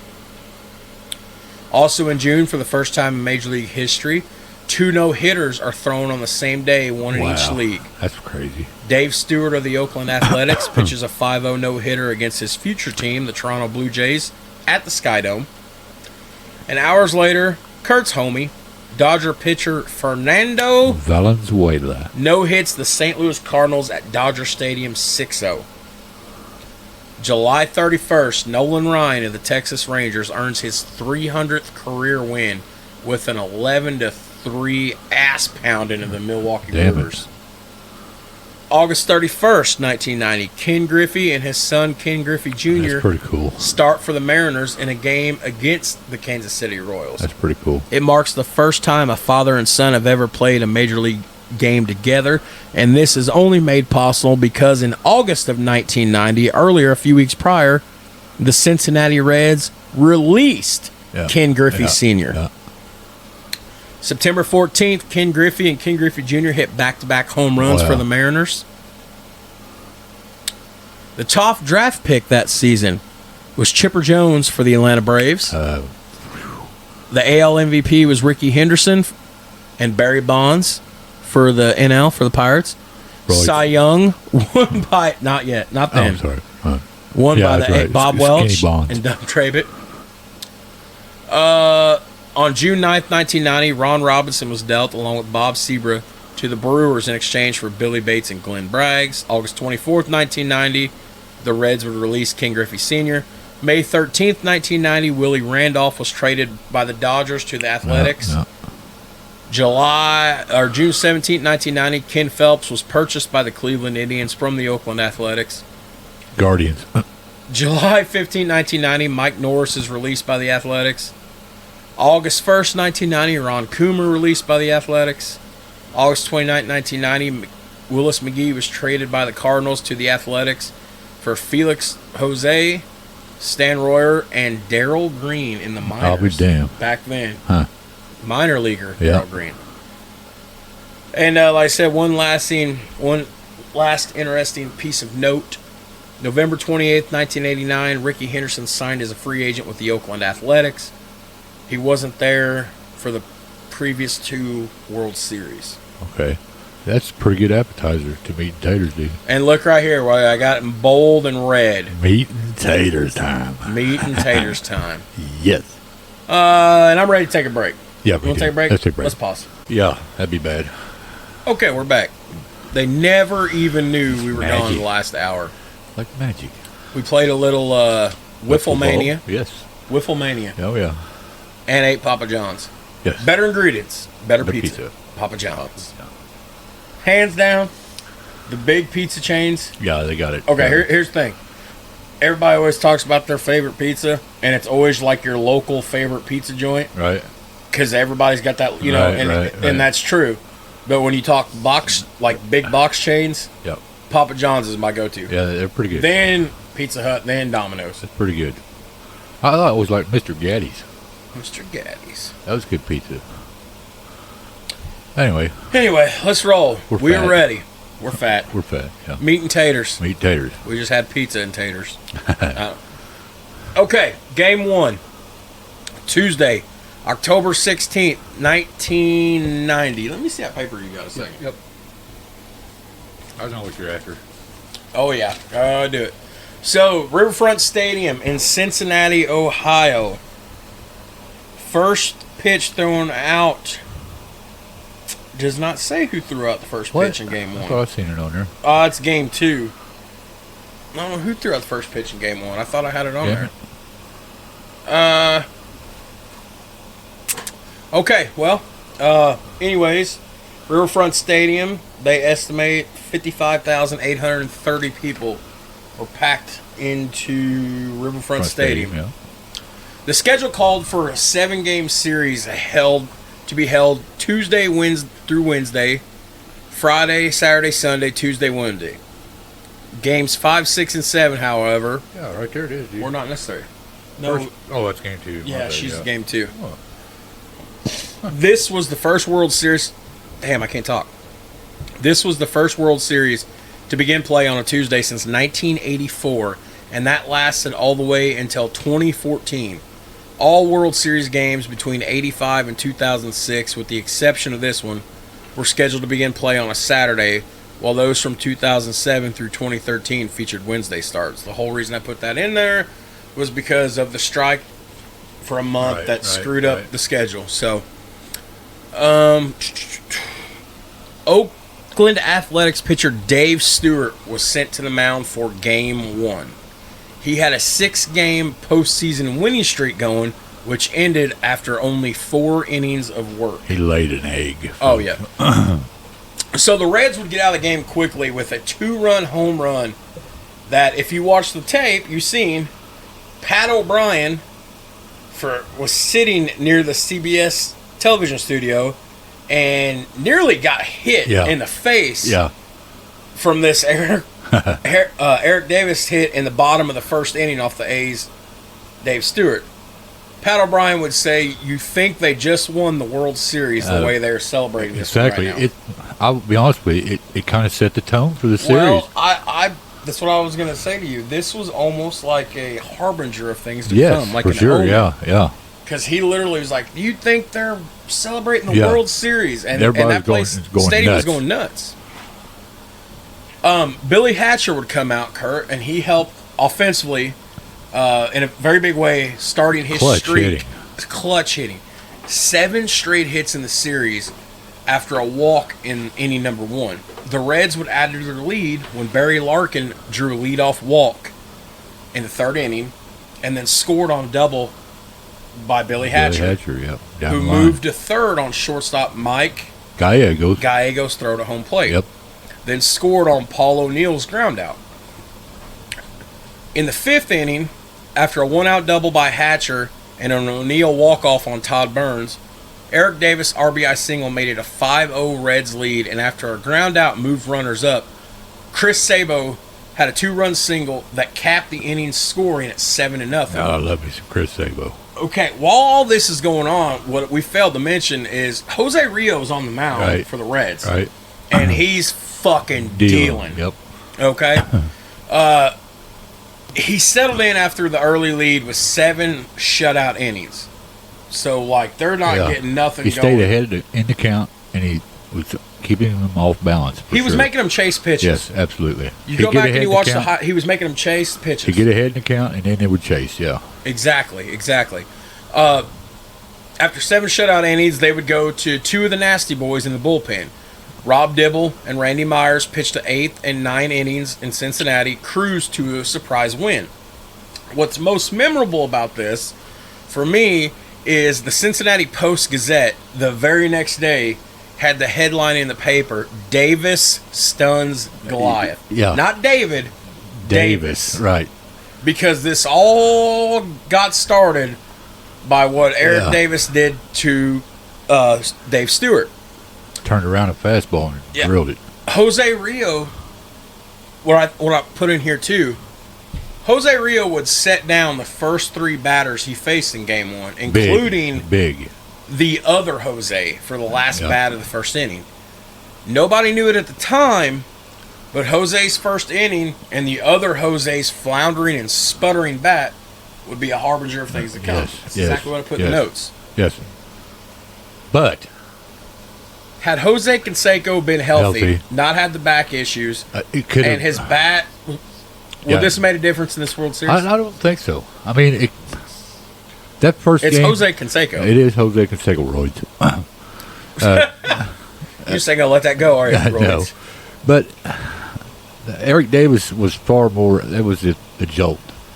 It was a lightning bolt out of nowhere, it seemed like. You got Dave Stewart on the mound, been dealing. He's won 6 straight postseason victories. And he lays an egg. He walks... I mean, he's not... Yeah. I mean, he walks a bunch of hitters. What's worse than a 2-out walk? I mean, there ain't nothing worse than a 2-out walk. Let me see that, man. Let me look at this.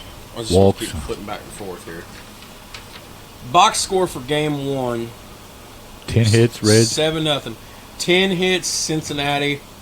Oakland had 9 hits, scored 0 runs. Yeah, and that's due to bullpen activity. When the nasty boys come in, it was done. Yeah. So now, I mean, the A's are stunned right now. You know they are. Oh, exactly. So now we move to Game 2, the very next night. Right. Great game. Wednesday night, October 17th, 1990, Riverfront Stadium in Cincinnati, Ohio. 55,832 and change. First pitch thrown out from First Lady Barbara Bush. Yeah. Now, as she started to leave the field, Joe Oliver had ran up to her after he caught the pitch. He gave her a peck on the cheek. John Daly Jr.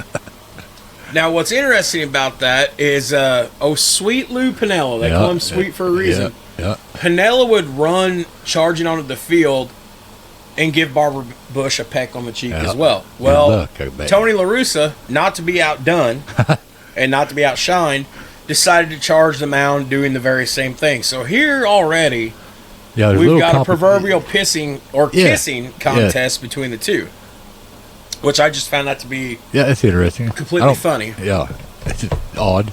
Okay, now. It's one of they jumped by a bunch of security or something. Right. Now, the eventual, because they hadn't won the Cy Young yet, Bob Welch would be on the mound opposing veteran Danny Jackson, the same 1985 World Series Danny Jackson. Now, Ricky Henderson would get started off in the first for the A's. He got a run, stole second base, getting sacrificed to third by Carney Lansford, and would score on a ground out by Jose Canseco, whose bat just was fluttering a little bit. Definitely. Now, the Reds came right back at the very bottom of the first inning. Barry Larkin and Billy Hatcher hit consecutive opposite field doubles, and Hatcher would score on Davis's ground out. Billy Hatcher. Holy shit. In the third inning, Oakland would get the lead back. Jose Canseco hit a rocket into the right center field stands to tie the game, which would become his only hit of the season. Or series, excuse me. A base hit by McGuire and 2 walks to Dave Henderson and Willie Randolph followed suit, and that knocked Jackson pretty much out of the game. Danny Jackson, this isn't the same great Danny Jackson from 5 years prior in his rookie year. I think he was on and off the DL that year too. He wasn't 100%. Now, I don't have regular season statistics. I can always pull them up on my phone. But just to look at see what Danny Jackson did in the World Series itself. One appearance, and it wasn't a good one. Damn it, throw me an extra page in there. Yeah, his he was all over the place. He had a 10.13 ERA. So walks, and when he did those strike was hit. Yeah, not very good. Not very good at all. But the bases were loaded at this point. Ron Hassey, excuse me. Ron Hassey hit a sacrifice fly off Scott Scudder to score McGuire, and Mike Gallego. Where the fuck did I get Gallagher? Mike Gallego singled to center off Scudder. That would score Henderson. Oakland takes a 4-2 lead. Okay. Momentum shifted a little bit. This is the A's team. This is what they do. I'll let you borrow the phrase for now. The Athletics were doing athletic things. Yes. But they didn't. But they did. Because they would not score any more runs that night thanks to the relief pitching of Scudder. All-Star game starter Jack Armstrong and the threesome, the Nasty Boys, Dibble, Charlton, and Myers. The Reds got a run closer at a 4-3 on pinch hitter Ron Oyster's RBI single that would drive in Joe Oliver in the fourth inning. Incidentally, this would be the last plate appearance of Oyster's career, all 13 seasons which he had spent with the Reds. Sidebar, I got used to have a glove autograph by Ron Oyster. Really? Yeah. I'll be damned. I can't find it though. I went to Riverfront Stadium. He was like a rookie that year. I watched the Padres and the Reds played. Trying to think of who'd been on some of the team. Dave Cowan. I can't remember who all had been there, but it's pretty cool. How old were you? 8, 9, probably. Yeah, probably 8 Might or 9. have been I can't remember who the Hit King. Pete Rose. Yeah. He wasn't there. I don't think. I think he was in Philadelphia at the time. He done went to Philadelphia. So it'd been 1980. It'd been the 80s. Yeah, well, he was done going. Anyway, I just figured I'd bring that up. Ron Oyster autographed with him. Well, that's pretty cool. That is cool. He wasn't a great player by any means, but he was 13 years in the majors. That's all right. Cool. All right. No, I like bonus content. Right. I don't hear the mics popping right now. I don't either. Weird.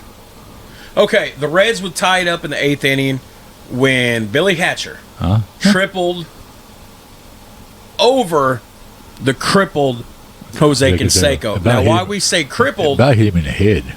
If you go back and watch the replay of this, if he's healthy, he makes the catch. He makes the catch. Yeah. He, not even fucking close. Yeah. Hammy or something. Canseco had his back. His back had been bothering him really, really bad. Of course, if you swing as hard as what Jose Canseco was. He didn't get cheated up there. Yeah, so. Roids. That's probably right. Anyways, Hatcher tripled over Canseco, scored on pinch hitter Glenn Bragg's force play, after which, beforehand, I should say, O'Neill had been walked to set this up. Welch would be charged with all 4 runs in the 7th and 3rd inning, and then Rick Honeycutt was charged with a blown save after allowing Hatcher to score. Now, something I put in here. During Game 2, Reds pitcher Tom Browning. Yeah. Oh, yeah. See, what I'm about to tell you now is we sort of dealt with something similar to this in our 85 World Series with Brett Saberhagen and the Royals. Anyways, Browning left during the middle of the game. Yeah. I mean, left. They announced it, didn't they? Oh, yeah. Shortly before, like, the 5th or 6th inning or somewhere in the 4th. Heat of the battle. Somebody gets word to Joe Oliver or somebody. Wasn't Oliver. Marty Brennan. Tom Brennan. No. One of the teammates. Oh, okay. It wasn't Oliver. It was a relief guy. You know, a second stringer. Right. A pinch hitter. Can't remember who. I don't remember who it is. I seen it on the game film a couple weeks ago. Anyways, he gets word to Browning like, hey, you gotta, come down here and get the car out. Your wife's getting ready to go to the hospital. Right. And he's like, I can't leave. Yeah. Well, she's gonna drive herself to the hospital. She's having the baby. You need to go move the car for her. She can't do it. And he's like, well, I ain't gonna let my pregnant wife drive to the So he gets in the car with her and goes to the hospital because they're getting ready to have their 3rd child, a baby boy. Right. Okay? So he just leaves, does not tell anybody. Right. And the person that told him didn't think to tell anybody either because he just assumed that Browning would tell people. Right. So they're getting deep into this game. It's going extra innings. And they're looking for Tom Browning. Lou Piniella calls the bullpen and says, get Browning down here. They look around the bullpen. Lou? Hello? Hey, guys. Sweet Lou here. Yeah. Can you guys send me Tom Browning, please? Sure. Hey, guys, get Tom what the hell? Lou? He's not here. What do you fucking mean he's not here? That's exactly what he said, too. That is exactly what he said. The rumor mill churned Pinella's exact words. Pinella's usually a calmer guy. Right. But I guess the rumor mill churned Pinella's exact. What the fuck you mean he's not there? This is a major league. It's the World Series. This is a major. How's somebody just going to let him leave the stadium? In his small voice, you can hear it now, right? Oh, God, yeah. So they find out through rigmarole and hocus pocus that Browning was at the hospital with his wife about ready to give birth. Still dressed in his gear. Still has his cleats on. Okay? They had their radio broadcaster, Marty Brennan, put out that they needed him to return to the stadium to, help pitch. Well, he wasn't in the car, which is why they had Brennan put it out there. Right. He was at the hospital watching on TV. It was a Reds play-by-play announcer at the time, yes. So Tim McCarver picked it up and put it out across CBS, who passed it along in the 10th inning. Tom Browning would later say that he was hoping and praying that they hold on, didn't need him, or somebody hit a home run and end the game. Because he wasn't going to miss the birth of his son. He could lose his job. Which eventually, in the 10th inning, the game... By an unlikely hero. Well, yeah, so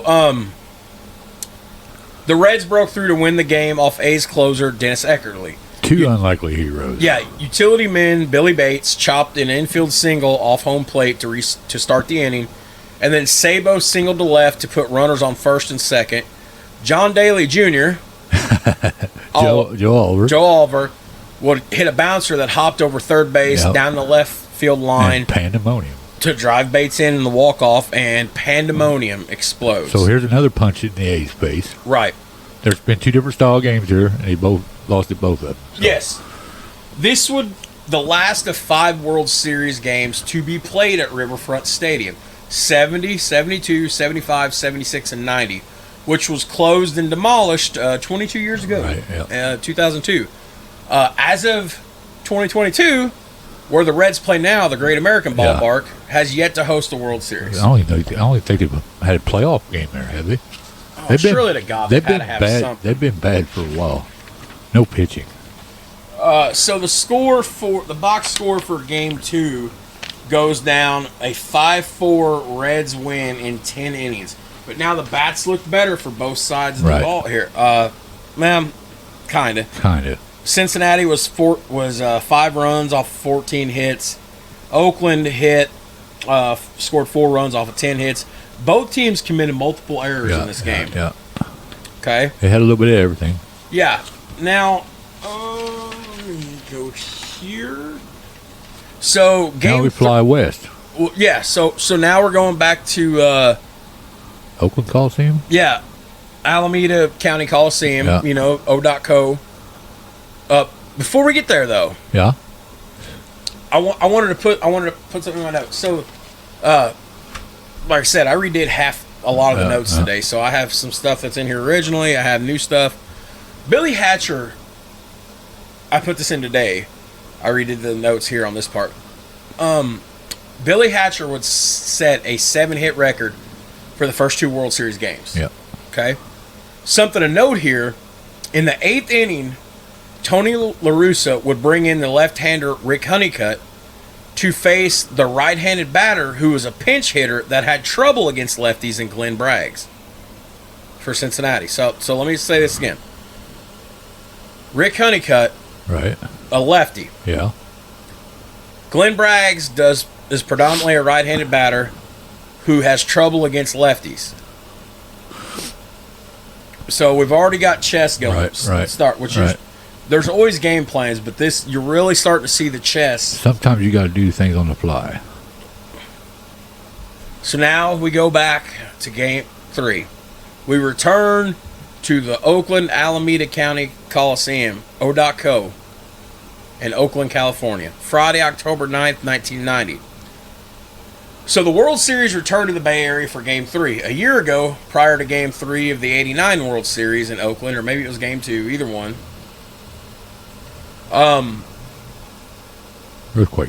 Earthquake happened, yeah.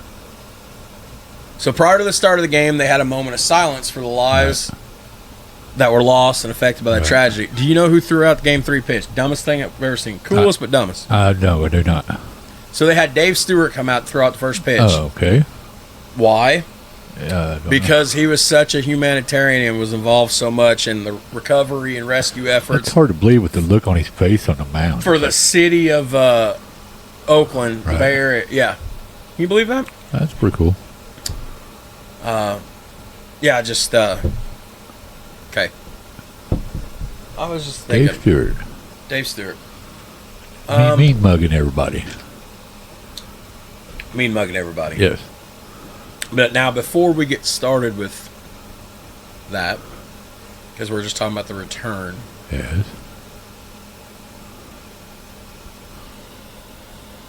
I know, you just look at me like, what are you doing? What are you doing? I seen somebody. Seen somebody? Yeah. In his own shirt.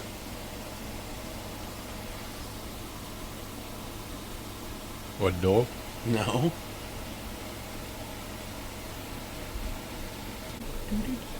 This has been a very squirrel-based episode. Shut up. X-Bob. Call me.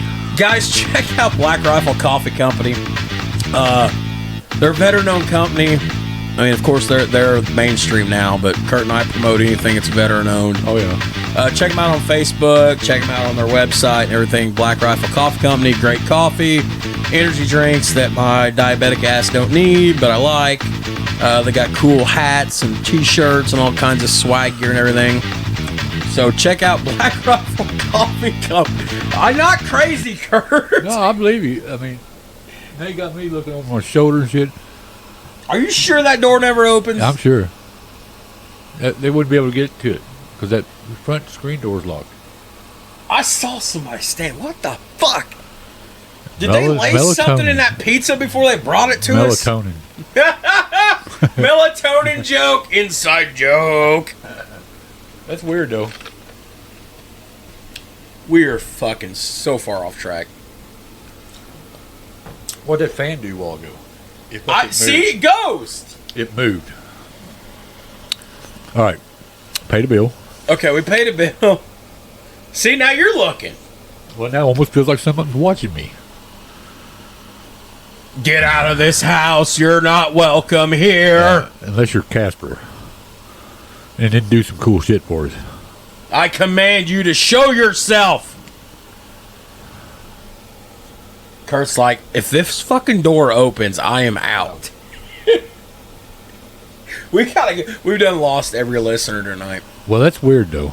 I swear I seen something. Well, yeah, the look on your face was like you seen something.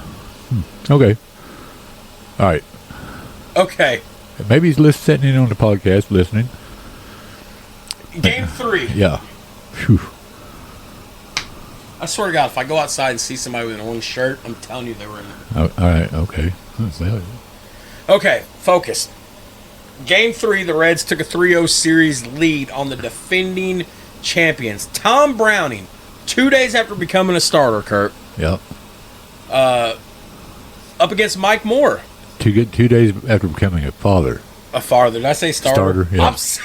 No. What was that noise? Did you hear that? Yeah. What the Casper. Everybody listening to this episode thinks I'm probably higher than dog piss. I'm not that. I'm not. I'm just that stupid. Mulder. What? Scold me? I've never watched X-Files. That's pretty good shit. I like it. Pretty good shit. Yeah, I like it. Pretty good content. Threw shit on the field, literally. Look. You know, because Bobby Knight literally shit on the court one time. He did not. Yes, you he hold did. your tongue. West Point. Look it up in the Season on the Brink. He said, if you guys want to play like shit, you can play in it. And he'd drop his drawers and shit on the center circle at West Point. Look it up. Yeah, we don't have coaches like that anymore these days. That's what you need. You need a coach in there that's going to drive hard, that's going to coach hard. Yes. If you guys want to play like shit, you might as well play in it. You'd get fired and fucking sent to jail nowadays. Yeah.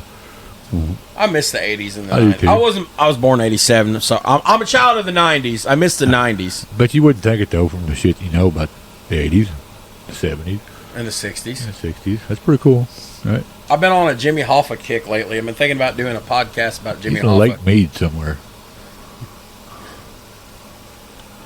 I don't think Hoffa's in the lake. You think he's in Giant Stadium? No, he ain't Giant Stadium. Where's he at? Why the fuck would they take him to Giant Stadium? He's in the freaking concrete on the floor is what I heard. They crushed him in a car, put him on a container ship, and he got sent to China, and he was already done.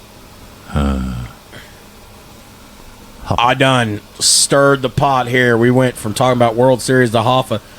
Well, as we present to you next time on the very next episode of Steel Toes and Scoreboards, where the hell is Jimmy Hoffa? You're actually looking at me like I will do a Hoffa episode. I will do a Hoffa episode. Okay, yeah. that's our next episode next week. Hoffa. We gotta get a hold of a mob boss or something, you know. I'll see if I can contact some people. I put on Facebook the other day, I do know where Jimmy Hoffa's buried. I will release this information for the sum of $150 million or a trip to Red Lobster and a lifetime supply of Big Red soda. I bet somebody take you up on that. Lifetime supply of Big Red soda and a trip to Red Lobster or $150 million. Wow. Now see, what is that? That's a noose right there. It is It's a little hanging voodoo doll. Man, I'm telling you what, this place is creeping me out tonight. A lot of energy. I apologize, folks. This is going to be our best episode. We are just drag-assing right now. Oh, we're all Can right. we get back to the World Series? Yes. Game 3. Game 3. Tom Browning. Mike versus Mike Moore. Yes. Mike Moore had 2 wins in the 1989 World Series alongside Dave Stewart. In the second inning, Chris Sabo put the Reds up with a 1-0 solo home run. The lead was short-lived, though, as defensive hitter Harold Baines hit a soaring 2-run homer. Crushed one, dude. It was after a Dave Henderson double to give the A's a 2-1 lead in the bottom of the second inning. A's fans rejuvenated. In the third inning, the Reds' 7-run inning began with Billy Hatcher's 8th hit in 9 at-bats. Billy Hatcher. Who's that? Billy Hatcher. If you don't know, you damn sure gonna learn today. Yeah. Billy Hatcher. He hit into a double play in the first inning, ending his streak of 7 straight hits. So you know what? He'll just start another one. Paul O'Neill then singled off the glove of first baseman Mark, not steroids yet, McGuire, to put a runner on first and second. Eric Davis come up to the plate, and he drilled, and I mean drilled, a sharp single to center, which scored Hatcher to tie the game, advancing Paul O'Neill to third base. Yes. Following an RBI ground out by Hal Morris that would put Cincinnati ahead, the Reds went up 5-2 when Chris Sabo hit his second home run of the game deep into left field. Crushed him. Todd Benzinger, the Reds DH. Single at the middle. Yeah, but I want to point this out. Okay. Todd Benzinger, the Reds DH, even though the game was in an American League stadium, then singled, and Joe Oliver hit an RBI double. Tell me how you feel about DHs. I don't much care for it. Why? Well, if your pitcher's penciled in the lineup, he has to swing the bat. Pitcher's bat. Yeah. Yeah. In the American League, right, they don't bat. You can. You have the option. Can, yeah, right. But most go with DH. Yeah. You don't see that shit in the National League. No. I just don't like it. I still don't like it. You still don't like it? No. No? Well, what can a pitcher fucking hit, you know? At least... Oh. Hold on a minute, make Kurt. Contact and make somebody field it. Sorry, Kurt. Had a text. Dave Stewart had the bat in game 1. And yeah. I guess he was a terrible batter. It looked like it was. Like he was, too. He was terrible. Okay. Mariano Duncan would drive Oliver in with a single, stole second, and scored himself when Barry Larkin hit a gapper. Little Red The Machine. A's now trailed the Reds 8-2. Yeah, place was quiet, man. Yeah. Holy shit. And, okay, Ricky Henderson's third inning home run had made it 8-3. So we're only in 2 innings of this game when all this shit explodes. And this wheels game is come an hour off. and a half long already, you know? Yeah. Tom Browning pitched effectively for 6 innings to give himself the victory. He settled down, yeah. After the Baines home run. Dibble and Myers provided 3 scoreless innings in relief to put the Reds 1 win away from the title. Let's, Chris Sabo, though. Yeah, I wanted to, yeah. That, you know, and that stadium was not a hitter's park, really.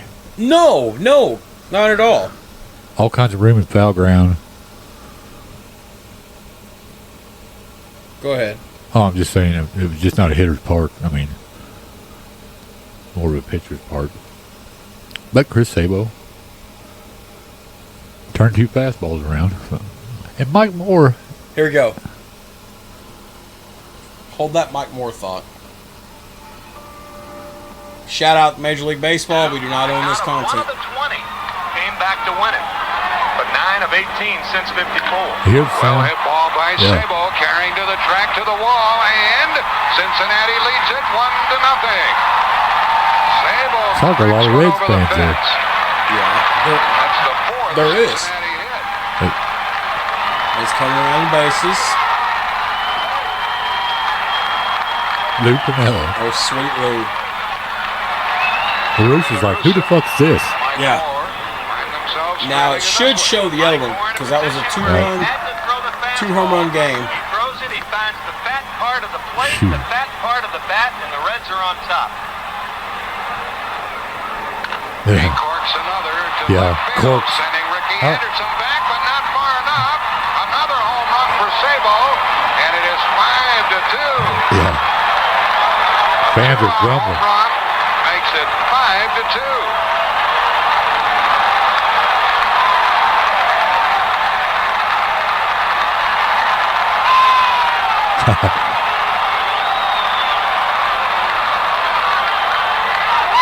Outstanding. Yeah. I was finding it ironic that Jack Buck. Jack Buck. It was Joe's dad. Yeah, Jack Buck says he corks another one. What wasn't long after that? The next year, I think that Sabo was involved in a corking. The bat corking scandal. Yeah. How ironic is that, huh? That is kind of funny. Yeah. All right. Okay, so I want to play a little bit more audio here, if you'll let me. Yeah. I wonder if I don't want to play the entire inning. That would take too long. But I wonder if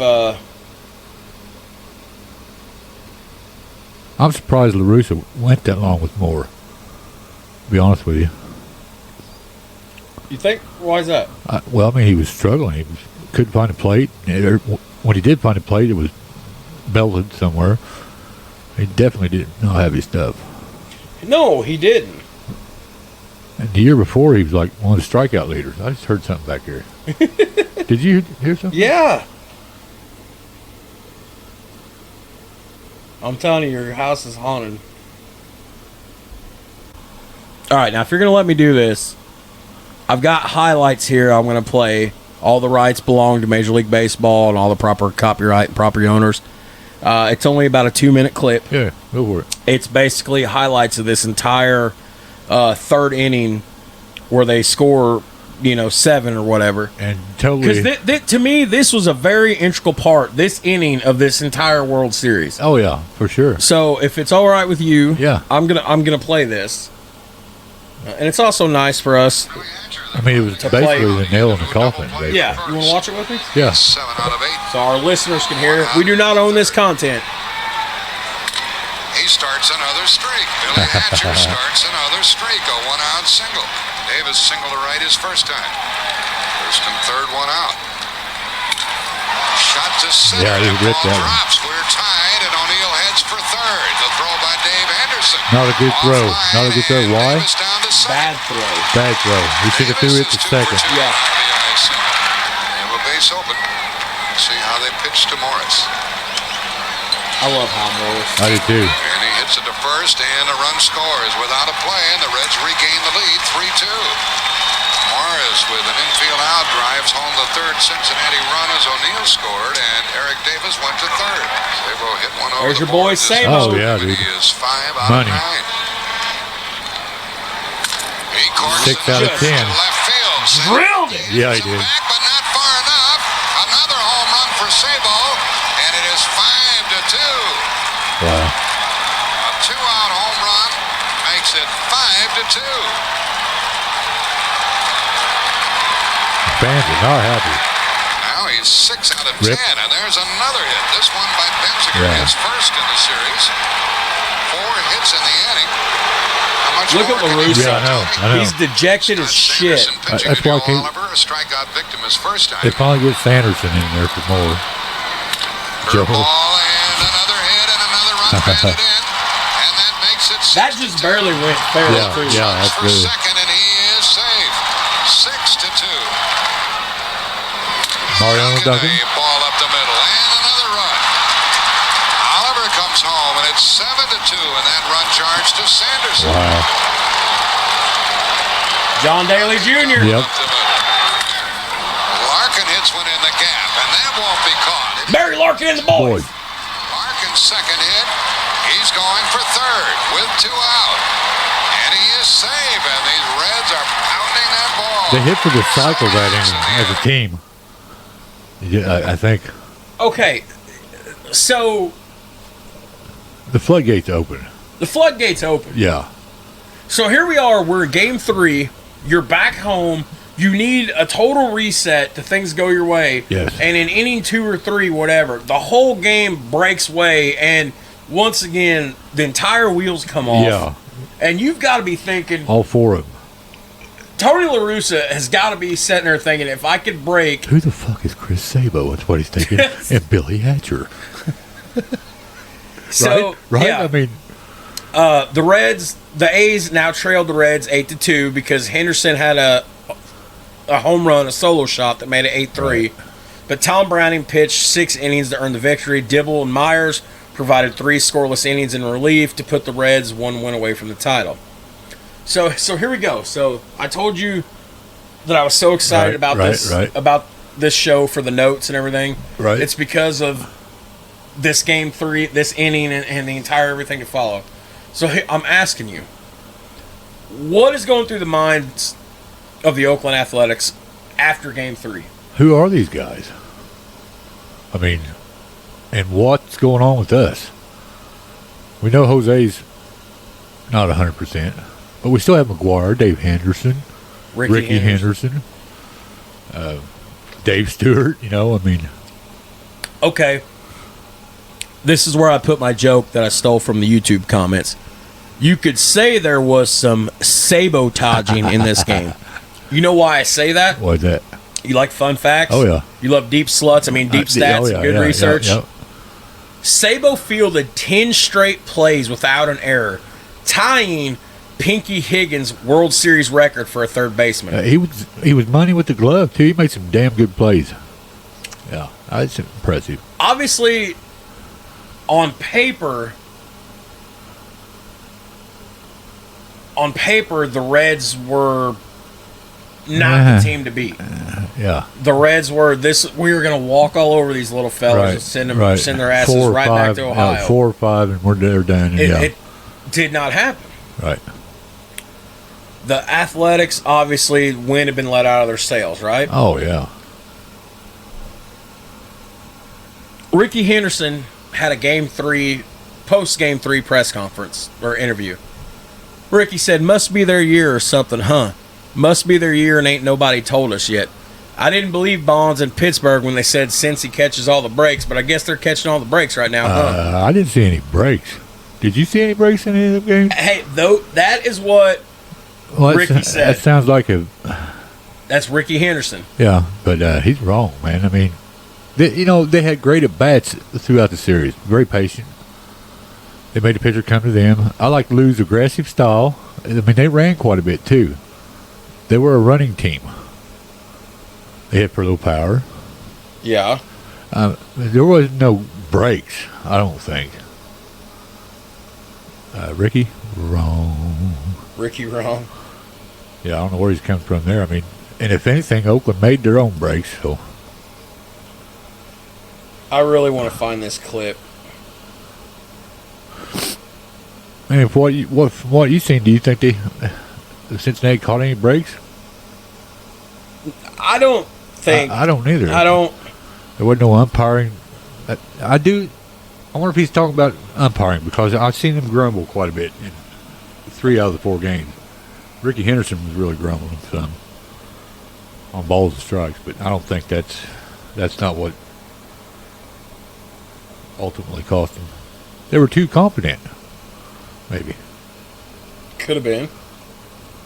Looking past them, I don't know. Yeah.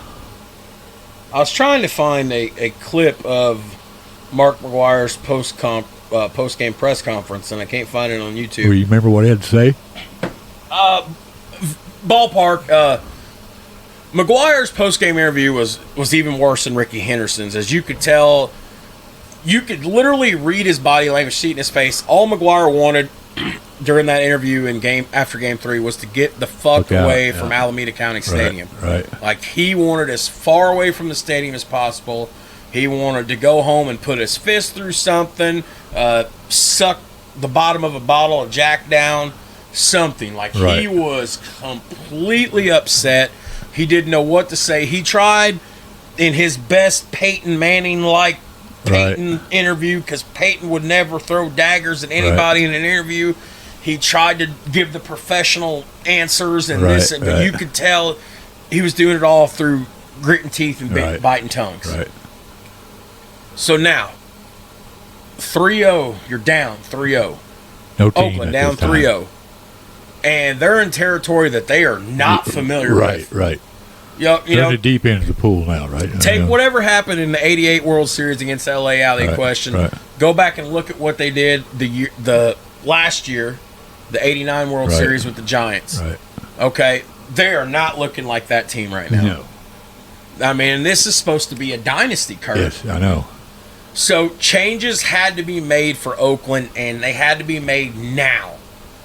And prior to the start of Game 4, that's exactly what skipper Tony La Russa did. So, let's see here. Game 1, Game 3. These are the box scores, right? Yeah. So, the very next night, Game 4. Now, the first pitch is thrown out by Joe Rudy, a former A's World Series champion from them 70s teams. Pitcher? Oh, I don't remember. I don't remember. So, Friday, October 19th, 1990. Oh, wait. Nope. Sorry, wrong date. Right here. Game 4, Saturday, October 20th, 1990. The changes made by La Russa, I'm sure, caused some people to scratch their heads. Because what he did was he benched Jose Canseco and Terry Steinbach. Right. Who did he put in their place? Do you remember? Willie McGee for Canseco and Jamie Quirk. So Quirk was in at catcher. Right. They had 3 catchers on that team. Quirk was in at catcher. McGee would be, what was Canseco doing? Center field or right field? He was in right field. So okay. So, but what do? I mean, you have to do it because Jose's back's messed up. Yep. He couldn't swing as well as he had been before. And Terry Steinbach's head wasn't in. I don't know. And Terry Steinbach did not have his head in this World Series. Pass balls. He was non-existent. Yeah. He was non-existent in every aspect possible. So, I mean, Jose made a good, like 1 or 2 good bats in the entire postseason, but pretty much nothing. He failed to record easy outs. He failed to do home run robs like he'd done in the past, where he would wall leap, rob a guy with their home run. So, in theory, this might have been head scratching for fans, but it had to be the right call, right? Benching these guys had to be the right call, right? I think so, yeah. And as Game 4 progressed, sure as hell looked that way. Yeah. So on the mound, Game 1. Game 4 is Game 1 match. The same. Or Game 4, it's a Game 1 rematch. Right. Dave Stewart, Jose Rio. Okay. And here's where things get good, and we might potentially be playing a lot of audio here. Right. Despite a 3-0 series lead, is that Luck? Yeah, he's in there. Despite a 3-0 series lead, the Reds' advantage became non-existent immediately. Within the top and bottom of the first inning, as 2 of their cornerstones in their lineups, Eric Davis and Billy Hatcher, both go down to injury. Yeah, Billy got hit by a pitch. Right away. Right. Yeah, so Hatcher was hit on the hand by a pitch in the first inning. Intentional? No, I don't think Dave Stewart's that kind of guy. Dave Stewart reminds me of a pit bull. Like, he gets in there and he hangs on. But I don't think he's malicious. I don't think he beaned him. No, it was 0-2 count. If he's going to bean him, you bean him early, not 0-2 to count. Right. It's going to be a long episode because we're going to start playing audio clips of everything. We're gonna give you guys exclusive content. You're gonna really take a look at things or listen to things. So let's see. Billy Hatcher injury. I mean, I don't think it was intentional. 0-2. He's trying to move him off the plate a little bit. Billy Hatcher liked his crowd to play a little bit. Setting him up for something away, probably. And he got away from him. Okay, so I can't find it, dang it. I was wanting to Billy Hatcher injury World Series. It might not be on there, Kurt. May not. I guarantee you Eric Davis probably was. No, I don't see it right now. Anyway, he gets hit on the hand. Okay, yeah. So we'll just go ahead. Left hand. I mean, we're gonna play a lot of audio tonight because this Game 4 notes are important. Billy Hatcher stayed in the game. So, well, don't Don't put the sorry. cart before the horse. Okay. Don't put the cart before the horse. I'm proud of this. Don't put the All cart. right, right on. So he was taken to the hospital for x-rays, but was found to only have a severe bruise, which likely would have put him in day-to-day status. Right. But still, he probably would have missed Game 5 and potentially Game 6 of the series had it went that far. Eric Davis, on the other hand, his injury was way worse. Yeah.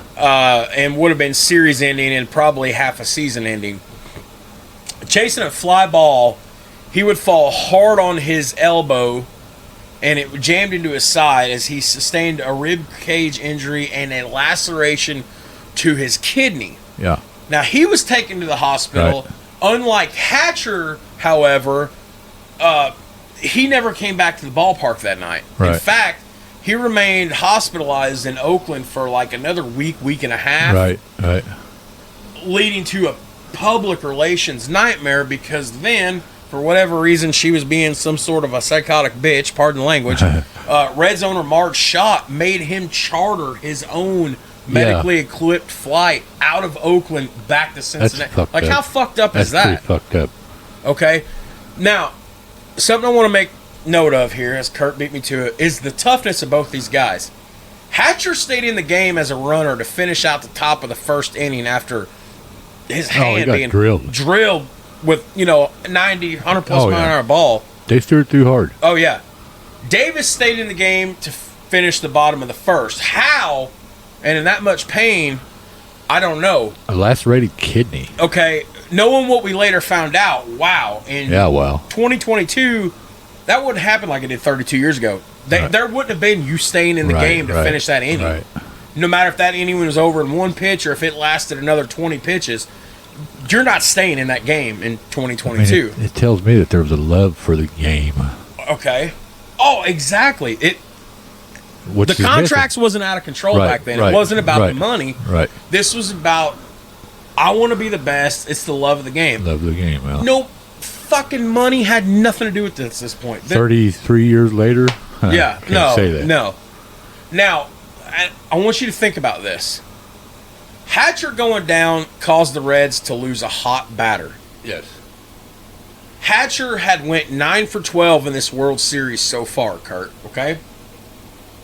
Hatcher going 9 for 12 equates to a 750 batting average. That broke a record set by Babe Ruth, which stood for 62 years. Little Billy Hatcher. Little bitty Billy Hatcher that nobody ever talks about. Right. 9 for 12 in a World Series, 750 average, broke a 62-year record by Babe Ruth. So, essentially, by Tony La Russa's own hand, before the game even started, the Oakland Athletics lost their power with the bats. Yeah. And in both halves of the first inning, the Reds lost their power. Yeah, their little spark plug and their power, yeah. So now it would appear to me like we've got a more level playing field. Right. And it looks like, and La Russa's lineup changes prior to the game, they're starting to look better and better every time now. Yeah? Yeah, for sure. Okay. So the A's would get on board in the first inning when Willie McGee doubled and Carney Lansford would single him in.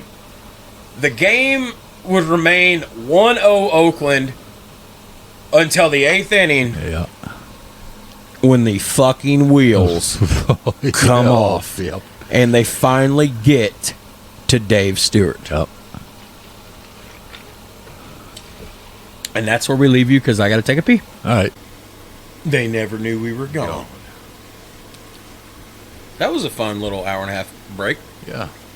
Okay, so the game remained tied 1-0 until the 8th inning when the Reds finally got to Stewart. But before we get to that, I got a couple other things I want to put in here. All right. Glenn Braggs. Yeah. He replaced Davis in the game.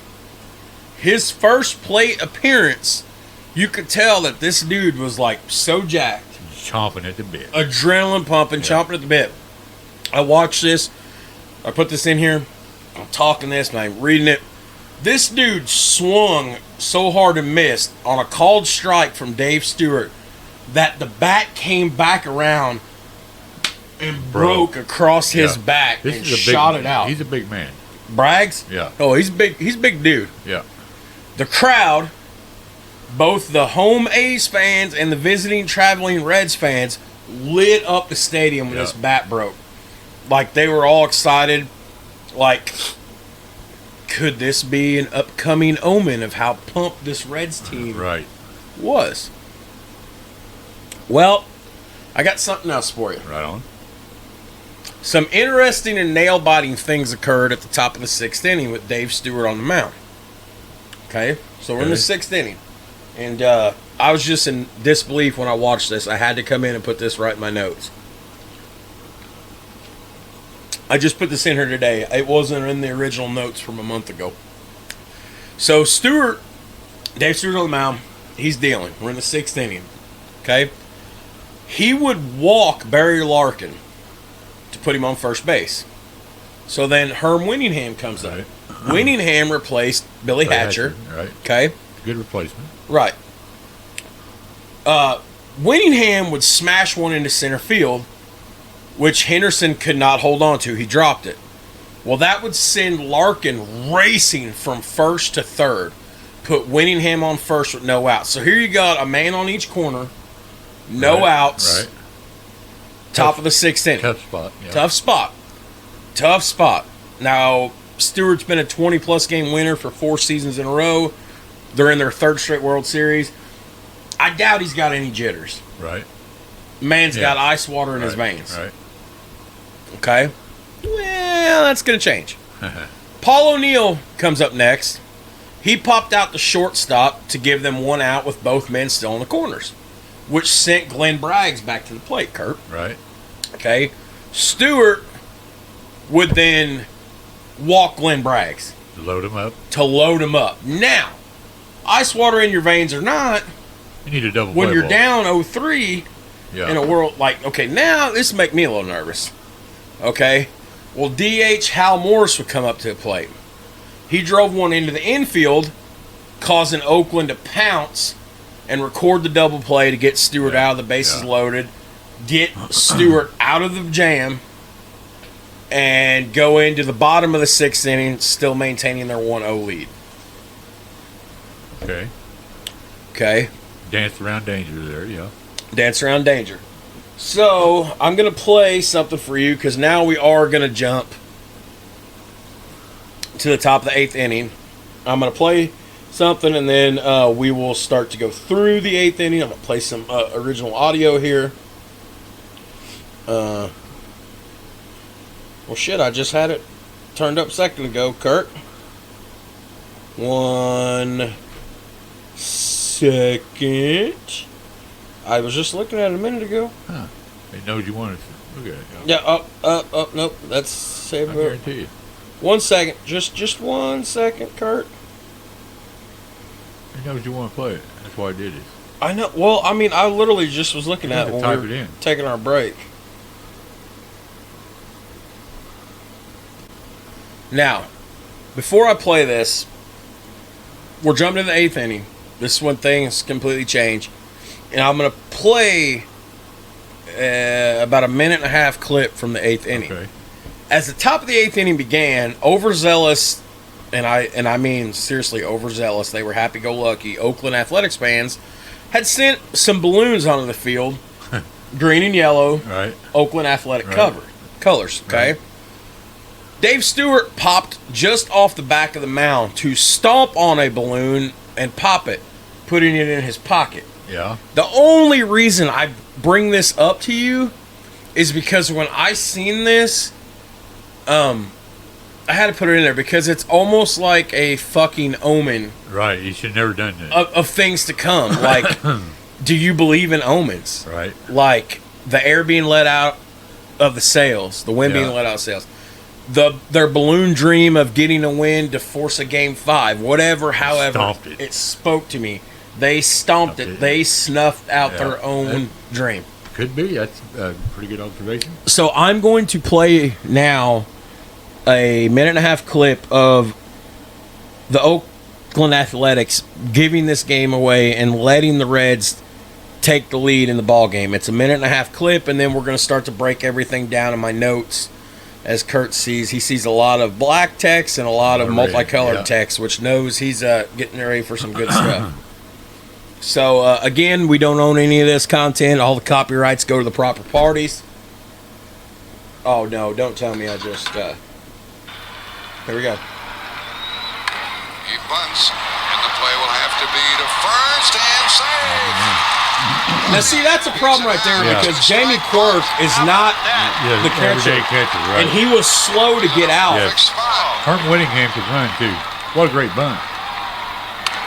Back-to-back, another bunt. Cause the play to go to first and safe, and the base is Pulls Randolph off the bag. Stewart pulled Randolph Wow. off the base, and LaRussa Now here comes LaRussa. Talk about that one. Base it loaded, nobody out. Great call by Lou Piniella. Back-to-back bunts. Oh, I got Sacrifice some stuff for you and there. His argument is over. Braggs hits a possible double play ball, and Can't get it out of the glove. Run scores, and we're tied. It is a 1-1 game on the infield out of the fielder's choice by Braggs. And a high fly ball to right will put Cincinnati on top. The runner tags, they could never throw him out. The throw goes into second base, and it's 2-1 Cincinnati. It's just slipping. Whittingham, who had that bunt It's single, slipping scores. right from their hands. And Lou knows it, too, right there.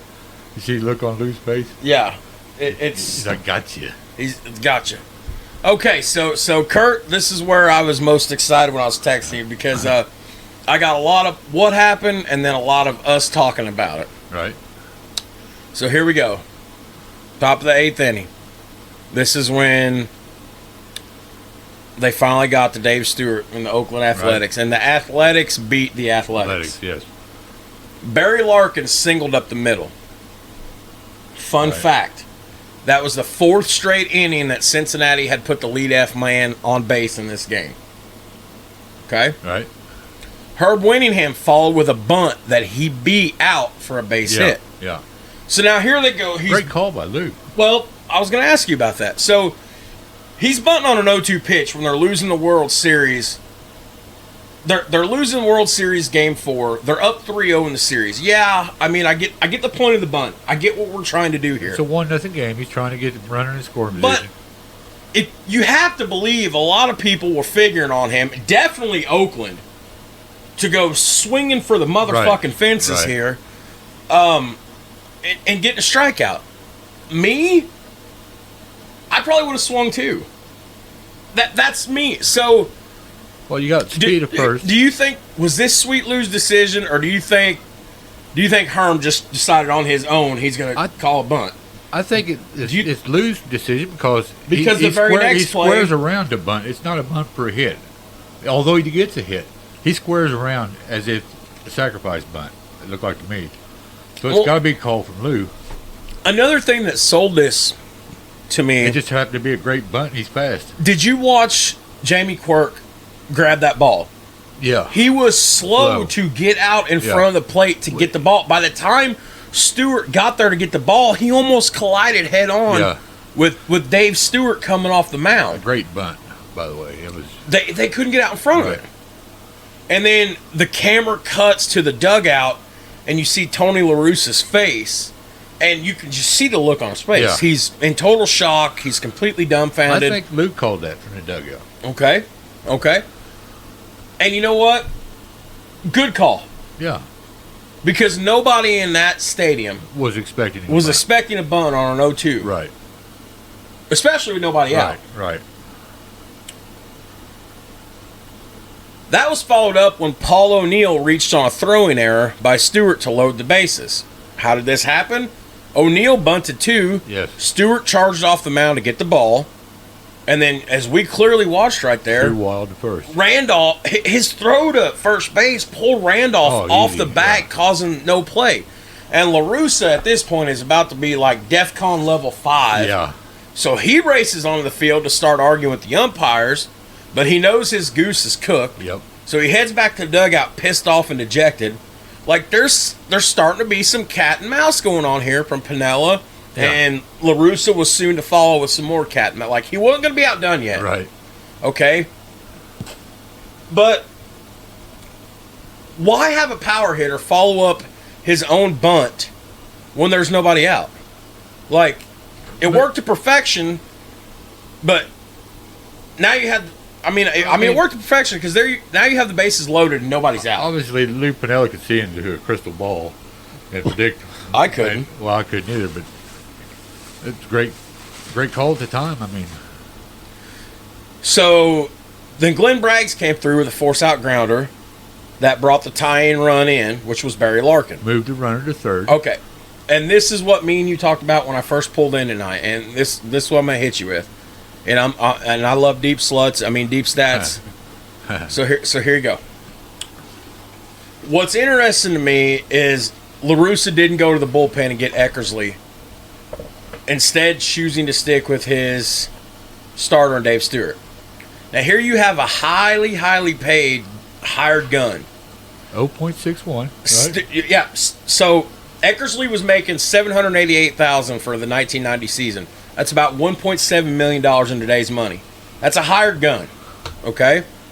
During the 1990 regular season for Oakland, Eckersley would go 4-2, pitch 73.1 innings, had 48 saves, and an ERA at .61. That's ridiculous. Over the combined 3-year World Series run for Oakland, his averages came out to be a 1.5 ERA, 67.5 innings pitched, so you know his arm's safe, right. 42 saves, and a 12-4 record. Why do you not go to Eckersley? That's a good question. Talk to me. I don't know. We had O'Neill. If you're La Russa... the reason why I think... See, who was pitching it to this Dave Stewart? I don't know. He also had Rick Honeycutt he could have brought in to face Herm Whittingham and Paul O'Neill, lefty on lefty. I take Eckersley over Honeycutt. You look at me like you're about to go the opposite way. Yeah, in the 8th inning... you're going opposite. You're going to take Honeycutt over Eckersley. Yeah, I'm going with percentages. Ooh, me and you don't get into disagreements often. I'm going with the percentages on lefty. I guarantee you Paul O'Neill hit right-handers better, and Herm Whittingham hit right-handers better. And Rick Honeycutt had a devastating slider. But, that being said, it is a game. I mean, a do-or-die situation. Now, let me ask you this. In my opinion, had you pulled Stewart for Eckersley, this game would have been different. I'm not saying it would have ended different. I'm not saying there would have been a Game 5. There may or may not been, but I'd be willing to venture the way this game ended, no matter who won, is going to be shaped differently by bringing Eckersley in versus trusting your starter. I can Dave see your Stewart. point. You're down. Your backs are against the wall further than that. You lose, you're done. Nobody touched Eckersley in the regular season. Yeah, I mean, I see your point. But not that we apples don't to disagree. apples. I mean, that's either way. I mean, we're arguing about something that was 32 years ago. Right. It could have changed the outcome, I guess. But Hal Morris would follow with a sacrifice fly that would push Cincinnati ahead, bringing Whittingham in to score to make the score 2-1. Now the game's over. Yeah, basically. You have lost the World Series, Oakland. Congratulations. Yeah. You just have to wait for the official announcement after the last pitch, and you just got to wait another inning and a half. But you have officially fucking lost the World Series now. Shot yourself in the foot. Shot yourself in the foot, kicked yourself, stepped on your own dick, whatever you want to say. Jose Rijo, who had retired 20 consecutive batters, was pulled in the 9th inning in favor of Myers. And the reliever responded by introducing Canseco to a ground out and forcing Lansford to foul out for the win. Now let's think about this for a minute. Here we go. I was racing the computer. The red text, this line right here, this was just put in today. Think about this for a second. La Russa counters all this by bringing in Jose Canseco, who he had benched prior to the start of this game because he had nagging injuries and had not just been on the ball, so to speak. His head hadn't been in the game this entire World Series. This equates to bringing in the highest paid pinch hitter in the MLB, basically. And with one of the nasty boys on the mound, you're looking at a power pitcher against a power hitter. Myers against Canseco. So cold Canseco. Hasn't he been a stretched? cold Canseco. He got snake bit, dude. Gibson beat him in 88. Let's, I mean, obviously I don't have stats for prior to Game 6 or Game 4 or whatever, but just generally based off all this, Jose went 4 for 12. Yeah. That's a .83 batting average. Right. Okay. The A's would become the first team ever to be swept in a World Series after sweeping the League Championship Series. This feat was later duplicated by the 2007 Colorado Rockies and the 2012 Detroit Tigers. Additionally, this was the first time since 1938-1939 when the New York Yankees won both times. The Yankees also did it in 27 and 28. Murderers Row. Yes. That 2 consecutive World Series ended in a 4-game sweep, which would be repeated again in 98-99, won by the Yankees, and again 04-05, won by the Boston Red Sox and Chicago White Sox. Cincinnati Reds pitcher Jose Rijo became the second Dominican-born player to earn World Series MVP honors. Can you tell me who the first was? Roberto Clemente. No. No. It was your guy. 1981 World Series. Oh, Fernando. Pedro Guerrero along with Ron Say Yeah. and Steve Yeager. So they 3 of them shared that. Yeah. Huh. 14 years after Rijo's award in 2004, Manny Ramirez of the Boston Red Sox would become the third player to do this as well. Other World Series heroes included Chris Sabo, who went 9 for 16 with a .562 average and 2 home runs. Reds outfielder Billy Hatcher, who set a World Series record with 7 consecutive hits, as we mentioned earlier in this episode. That would put Hatcher's batting average at .750, equating to 9 for 12.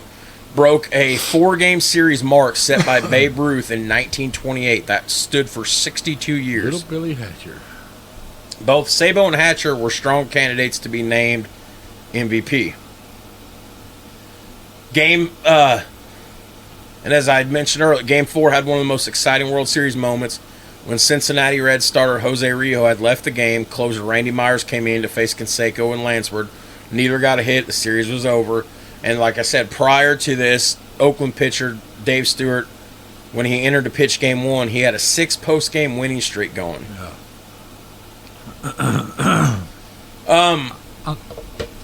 You know where the series, I don't know, kind of boiled down to some, I don't know if it was poor managing by La Russa, but it was suspicious managing in some certain situations, and the Nasty Boys. The Nasty Boys. When he got to the Nasty Boys, it was over, folks. Let's play the game-winning call here. Shout out Major League Baseball for this content. From a personalized mix of credit card and loan offers, all based of course, they have to put an ad in. Oh, yeah. Lansford, good hitting Oakland third baseman, and Myers bringing it. And the pitch is hit in the air, foul, off first. Benzinger backing and calling. And the 1990 World Championship belongs to the Cincinnati Reds. As you might expect, they pile out of the dugout. They are jumping up and high-fiving. All smiles as Lou Piniella and his coaching staff break out of the dugout. Gloves and caps all over the infield. The Cincinnati Reds have done the absolute improbable by defeating the club considered to be the best in Major League Baseball, and they've done it in a 4-game series sweep. Sweep dreams. Sweet Lou. Sweet Lou. Sweep dreams. Yep. Yeah, let's take a look at some stuff now here. Take a look at what we got here. Hitting statistics. Yeah. Glenn Braggs. Didn't really do much. No. He did have an RBI, I think.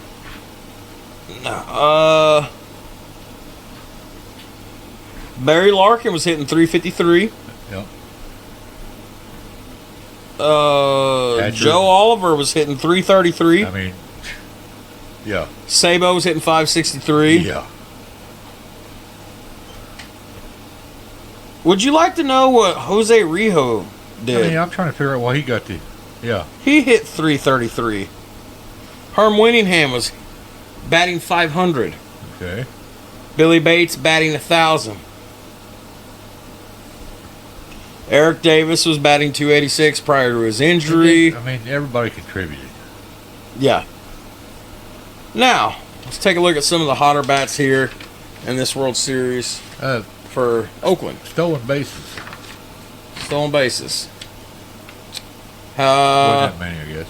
No, there was 2 stolen bases. And one by Paul O'Neill and one by Mariano Duncan. See, Lou had talked before the series started that he was going to put the pressure on. He was going to run. He was giving them a green light to go. Step on the gas and just go. Yeah. And well, it didn't. And I think a lot of that the third gamer, they had a lot of situations with a man on first that Mike Moore was bothered by the runner on first. Yeah. And his throws, I don't know if you watched that, but his throws over to first were low into dirt. I mean, very rattled. So the team average. Let's look here. Look at the A's one.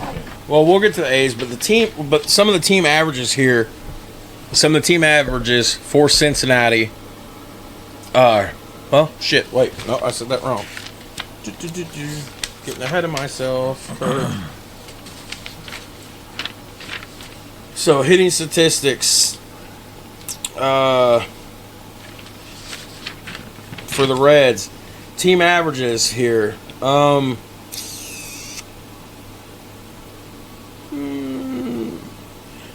As a team, they hit for 317.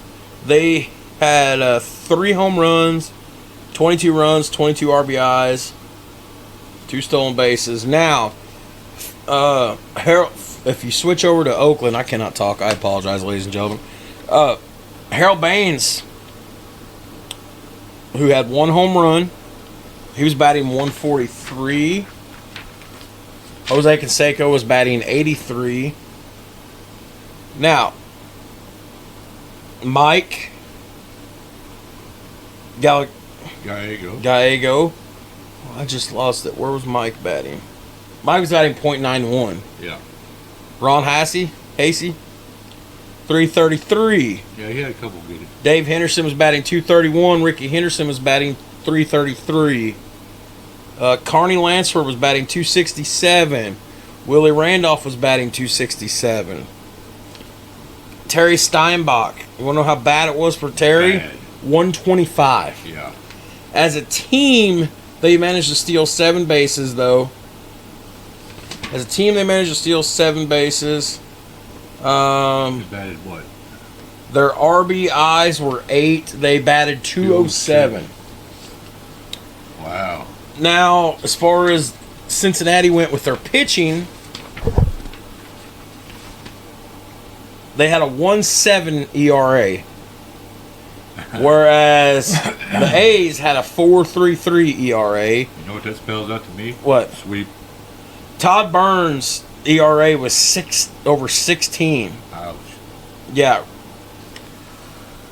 The only one on there with anything low was Bob Welch with 491 and Dave Stewart at 346.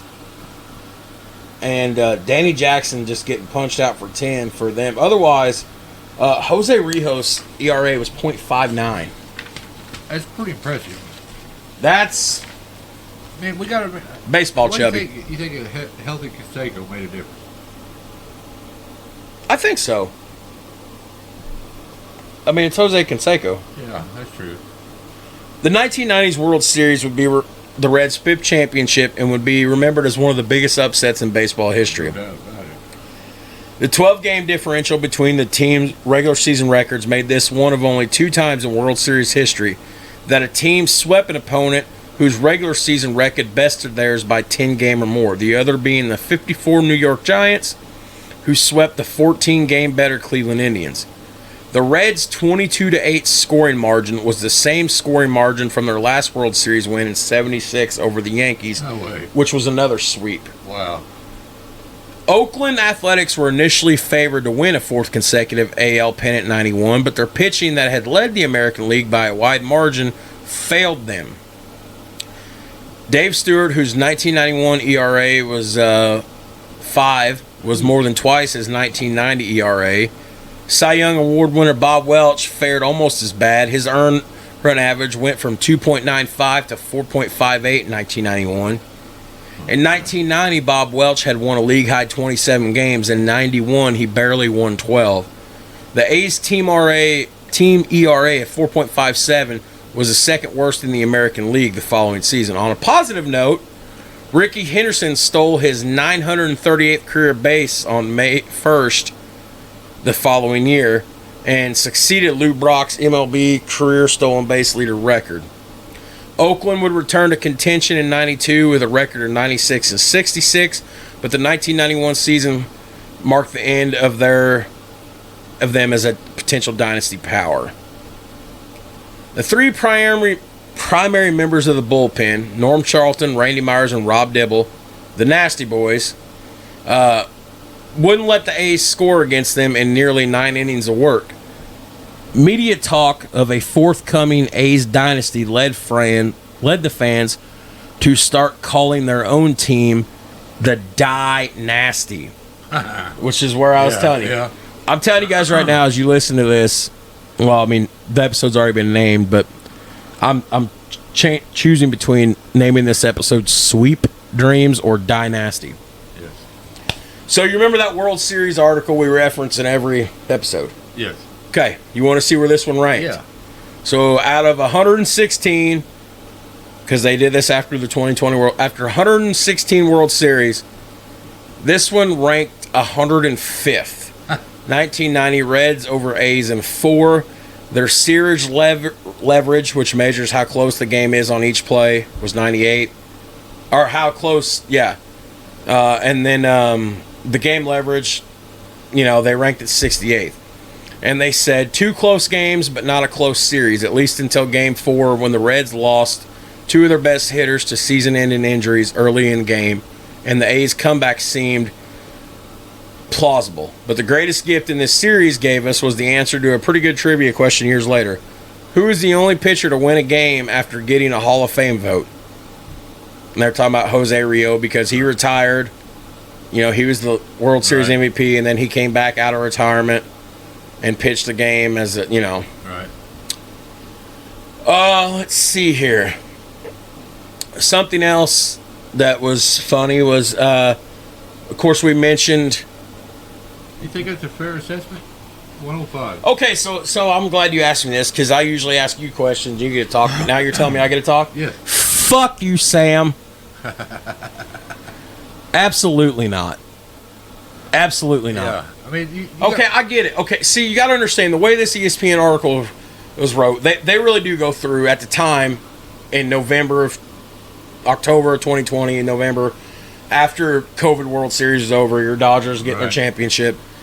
They go through all these games and they're pouring through them, but they're to some of these, to the guy writing this article, 4-0 sweeps or whatever. This one's, I beg to differ. Yeah. This 4-0 sweep is important because that too, but because of the simple fact that this was not seen coming. Sneaky. No, I mean, hey, everybody was calling for a clean sweep in this game, and son of a bitch, we got a clean sweep. Yeah, just the wrong team. Just the wrong team. We got a clean sweep. Now, underestimated them. I think Oakland could have been a little bit full of themselves too. Yeah. I think they went into Game 1 way overconfident. They lost Game 1. It should have lit a fire under the ass. I think they were like, you know what? It's one game, whatever. We're going to come back and win the next 4 straight. Right. Beat them 4 games to 1 or whatever. And it didn't happen. It did not. And I think they fell victim to part of them. I think they still believe they had time. Yeah. Yeah. I think some of them, whether they come out and admit it 32 years later or not, I think some of them players and some people in the organization, I'm not saying La Russa, but I think some of them guys still at the end of the day were like, we got 7 games, and if it goes to 7, we'll get them. Every time they started to grab a little momentum, the Reds answered immediately. And that's why this game being ranked 105th all time, I would put this game. I'm not saying it's not going in the top 25. No. It's not going in the top 50. But this game could be ranked higher. This game could easily be ranked in the top 75. Yes. I'd even push it up to, at worst, like 80th or something. Yeah. But this does not belong on that. I know it was a 4-0 sweep, but there was this game. Nobody's seen it coming. No, and everybody was on the edge of their seats for this game, this series. Yes.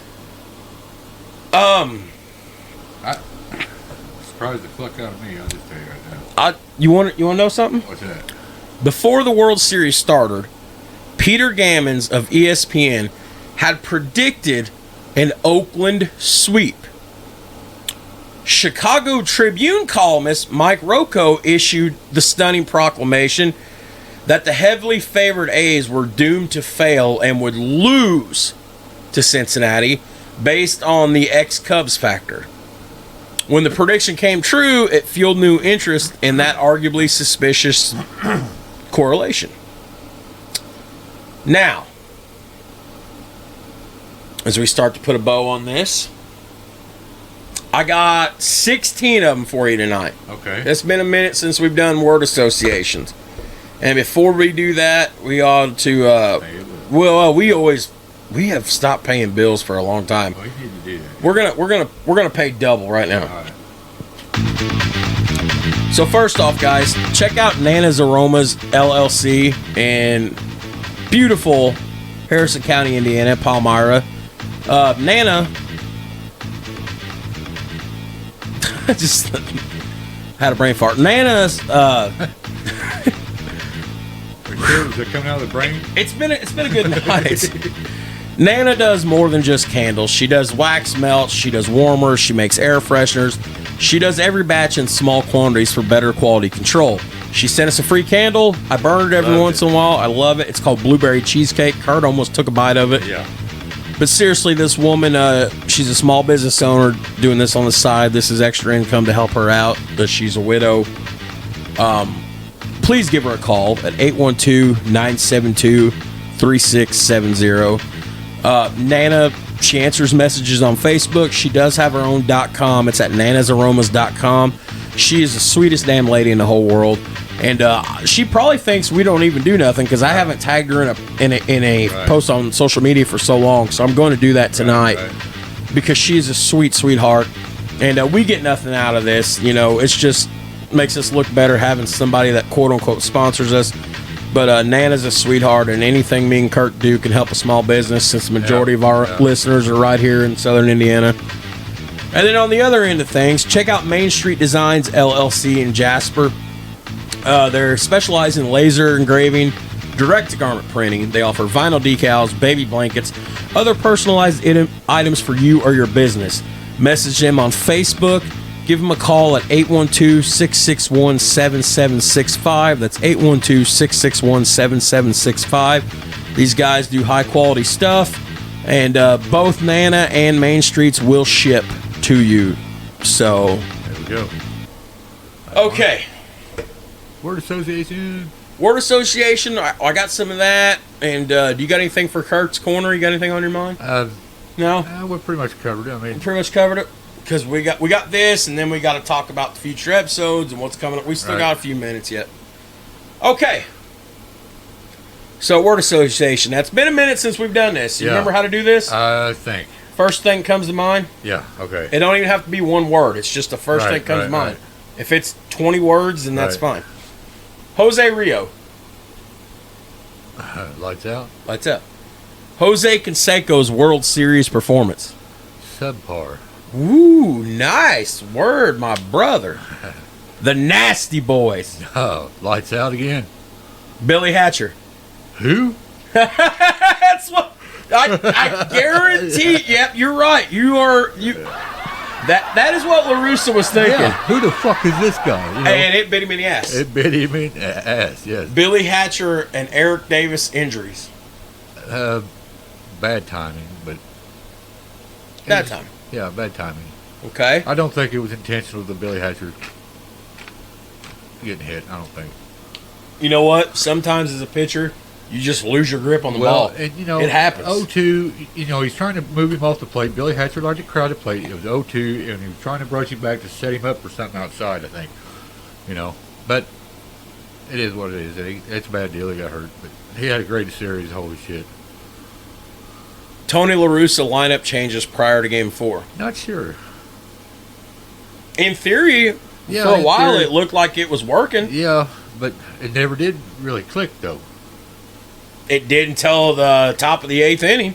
Yeah, but La Russa, I don't know. I mean, you weren't getting bats, but Right, I mean, right. you weren't. I mean, you were holding them. Right. Dave Stewart's pitching performances in both games. Subpar.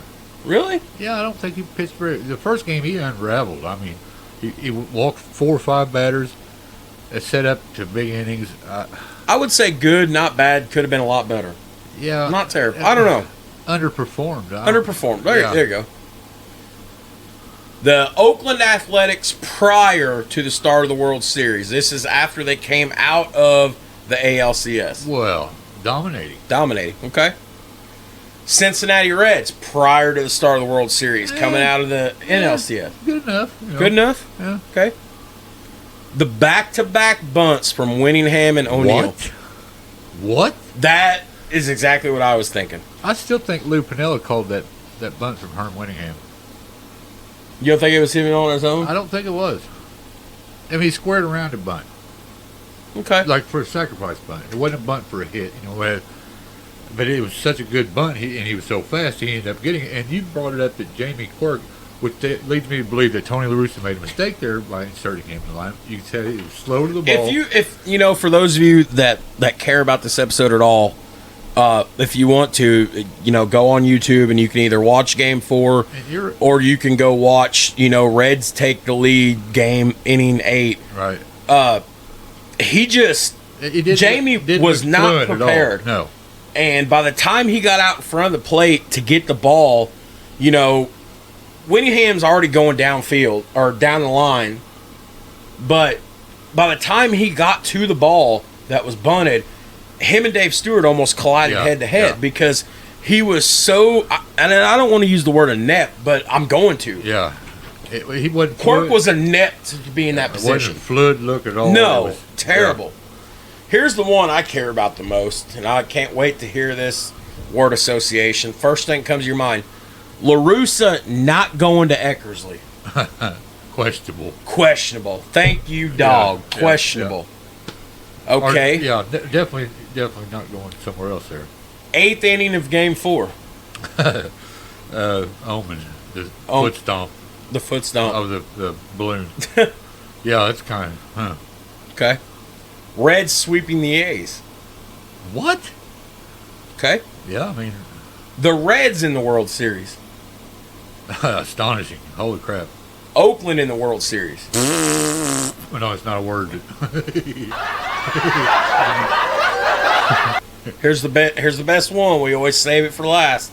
Every episode. The 1990 World Series. Surprising. This surprised me. Undeservedly shit on. That's what I would say. Yes. Because they're ranking it at 105th. Yeah, I agree. Of all time. Yeah. Undeservedly shit on. Yes. Okay. It's like they give up looking into it because it's a 4-game sweep or something. And there was a lot more went down than that. And it was a 4-game sweep. It was. Everybody predicted a sweep. Yeah, just the wrong team. Just the wrong team. Sweep dreams, dyNASTY. Yes. I mean, I was, not like I say, I'm not a Reds fan, but I'm going to tell you right now. Good for them. Good for them, yeah. Good for Cincinnati. And Oakland, you had it coming to you. You guys were acting, cocky, arrogant, however you want to say it. You got your ass handed to you. Okay. So let's take a look at recording schedules. So 2 weeks from tonight, September 10th, we'll be in Richmond, Indiana for our collaboration with After2Beers Podcast. Excited. Next weekend, Labor Day weekend, holiday weekend. That is a kid weekend. Normally, we don't record on kid weekends. Right.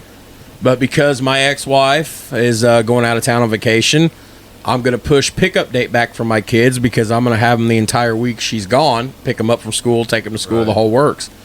So essentially, next Saturday night, next Friday night, I am kid-free. Yeah. Which means we could record and get another one on tape before we go up on the 10th. Right, the momentum gathered. Do you want to record another episode? Well, I definitely think we should do another one. It'd be a mini. Well, we will definitely, you and I, we will definitely do a mini episode one night this week after work. You just tell me what day works for you, and we don't have to talk about that now. I can text you.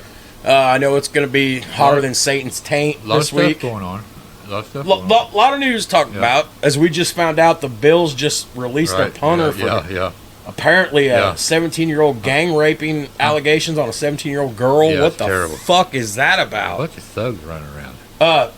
So it's going to be hotter than Satan's taint. I'm excited about real football. We'll record real football. So we got some mini stuff to do. Yeah. But do you want to do a full-length episode Friday or Saturday night? Yeah, I'd be down. Because do I need to pick an episode, or you seriously want me to do a Jimmy Hoffa thing? Because I will be down to do a Jimmy Hoffa I'll do Jimmy Hoffa. We're just going to speculate on what we think happened to Hoffa? Yeah. Fuck it, send it. Steel Toes episode number 4. Where's Jimmy Hoffa? Oh, you got to do a little research, huh? Oh, dude, shit. We'll come up with some theories. The only thing that'd be more fun than doing that would be doing DB Cooper. Yeah, that's another good... Oh, dude, man. No. Look at that look.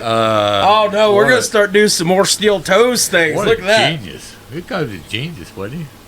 Brave. Did DB Cooper survive, or did DB Cooper die? I think he survived. I think he survived. Yeah. I know the lore and the legend of it all. We all want to believe he survived.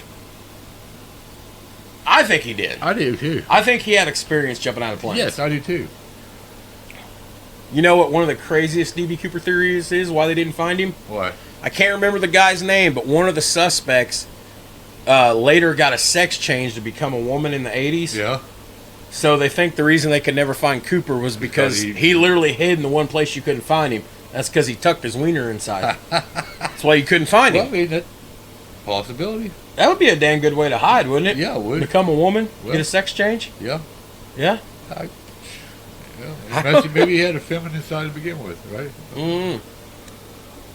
So, okay, we'll do a mini this coming week. Next weekend, Friday, Saturday night, we'll just shoot for... We'll shoot for Friday night. Yeah. We never do shit on Friday night. I never go out on Friday nights because I always have the kids every Friday. And Friday night. Okay, well, if I have to work Friday, we need to make it a little earlier because I'll be pooped out.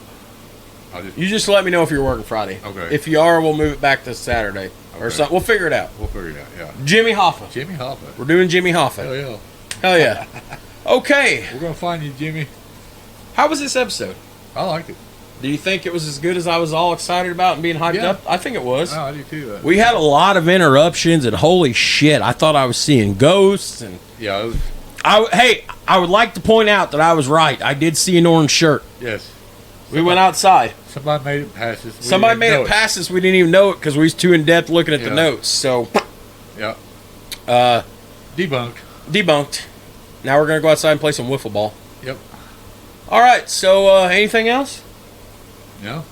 Good episode. Can I just one more time? Can I just say Jose Rijo just dominating, for sure. To put a young man that young in that position and just let him shine, that's almost Fernando Valenzuela looking-ish. Yeah. He was lights out, man. It was untouchable, really. Retired 20 consecutive batters, had an ERA under 1. Oh, it's under 6, wasn't it? 0.51? What was... I think he said 0.51. What was Jose Rijo's ERA? 0. Jose Rijo. Get my short-term memory still there. I don't have a memory ever. Jose Rijo, ERA 0.59. It was under. Wow. That's pretty impressive. That deserves something. That deserved World Series MVP honors. That's what that deserved. That's Billy Hatcher and Chris Sable make strong arguments there. The Oakland Athletics fell victim to sabotaging. He corks another one. And then, but that's crazy there. Sammy Sosa corked his bat too, didn't he? We got to save that for the Sammy Sosa Mark McGwire episode. I I was in 5th grade in 1998 when that was going on. Yep. And that's all I wanted to talk about besides It wrestling. was the big thing. Man. That's all I want. Besides pro wrestling, Stone Guys Cold were- Steve Austin every Monday You night. think the balls were juiced back then? Had to be. Had to be. Yeah, I was hitting 70 home runs, 60 home runs in a season. That's crazy. Yeah. What a good episode. Yeah, I like it. Okay. Jimmy Hoffa. Yeah, why not? I know where Jimmy Hoffa's buried. We'll find you, Jimmy. If the FBI or Homeland Security or anybody's listening, maybe the FBI is behind Hoffa. Could be. Have you ever Googled or watched anything on YouTube on Hoffa? There's some theories that the shit, FBI there's had some Hoffa taken out. some shady It wasn't stuff. a mob. There's shady stuff going on.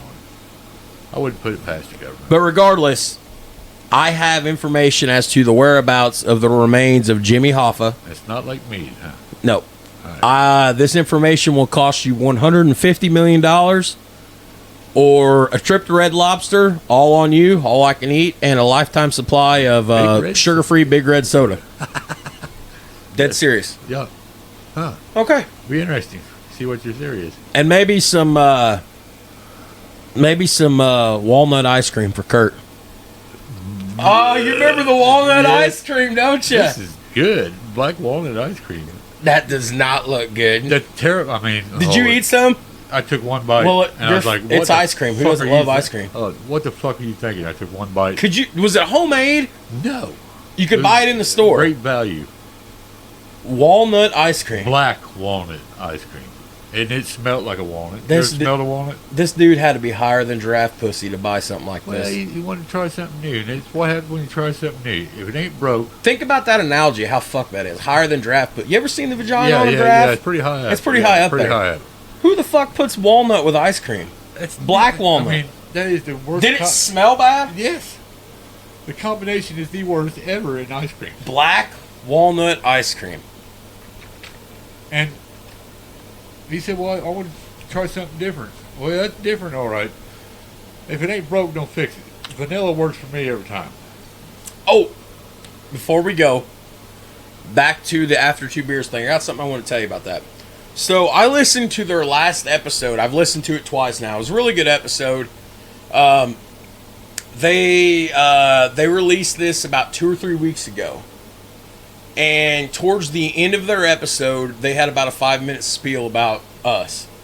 And Dutch goes, we got this collaboration coming up, and Kim's like, oh yeah, the guys from Southern Indiana. And we're like, yeah. He goes, I forgot to write their names down. And I was laughing. I was like, because he's saved in my phone, and I don't know if I'm saved in your phone or not, Dutch. It doesn't matter, but they're down-to-earth people. Right. He goes, scoreboards and steel toes. He goes, damn it, no, that's not right. He goes, steel toes and scoreboards. They're coming up, and they had shouted us out, and they did this because they said that one of the things they wanted to do with their platform, because they are a legitimate podcast. Right, now, obviously, these aren't Joe Rogan number people, things like that. But they've rubbed elbows. But they have rubbed elbows with some stars, like comedian Nikki Glazer, the little person comedian, because it's inappropriate to say the M word. M, not N. M. It rhymes with idjit. Who is Steve? Brad Williams. Brad Williams. Adam Carolla. Yeah. Several people. They've rubbed elbows with some people. And so while I would never call them small time, the humbleness of these two people, the After 2 Beers crew, they would lead you to believe that they're just a small time podcast. They're humble people. To me, when you have that sort of name brand recognition, when you've rubbed elbows with people like that, and you've got a following on social media like they have, you're not small time. But their thing is they want to use their platform to help others. We have been slowly on social media romancing these guys for 5-6 months now. It took some time, but now, phone numbers have been exchanged. There's interaction. And in 2 weeks, me and you were taking the trip up there. I just spent $500 to order new tires and get them put on.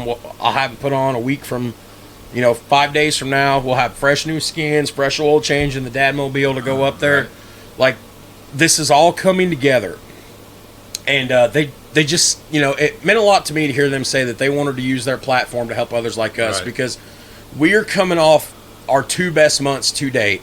Last month in July, we had 207 downloads, the most we've ever had. We crushed our previous record set in June of 2021 by 100. This month, we're up to like 150. So it's starting to take off. Like I have worked my ass off to build this brand for me and you. Right. You being a good wingman, and I think a lot of it is the chemistry and the rapport that we have with each other, and the stupidness, the silliness. 2 idiots talking sports. Right. Hashtag tits. We missed the boat, dude. We missed the boat. I feel like this is going to put us over the hump. And Dutch, I told you I'd shout you guys out. I just Kurt and I want to thank you guys. Yes. We can't wait to get up there in person in a couple of weeks. Super excited. Kurt's excited. We're going to drive 2-3 hours to get up there, hang out with you guys all night, drive back home under the cover of darkness, less traffic, no hassles. We're excited. I don't have a format. If you have an idea of what you want to talk about with us, let me know. If not, we'll just press record and send it.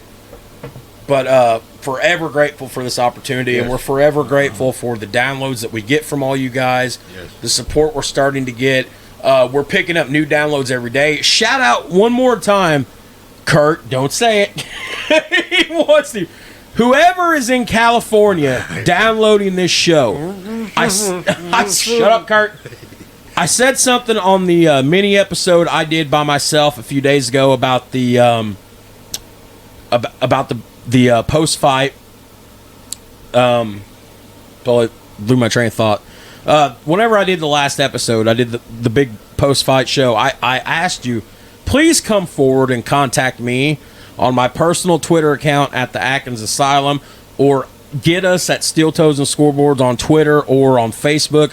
I want to know who the person is that has just repeatedly smashed our catalog download in the state of California.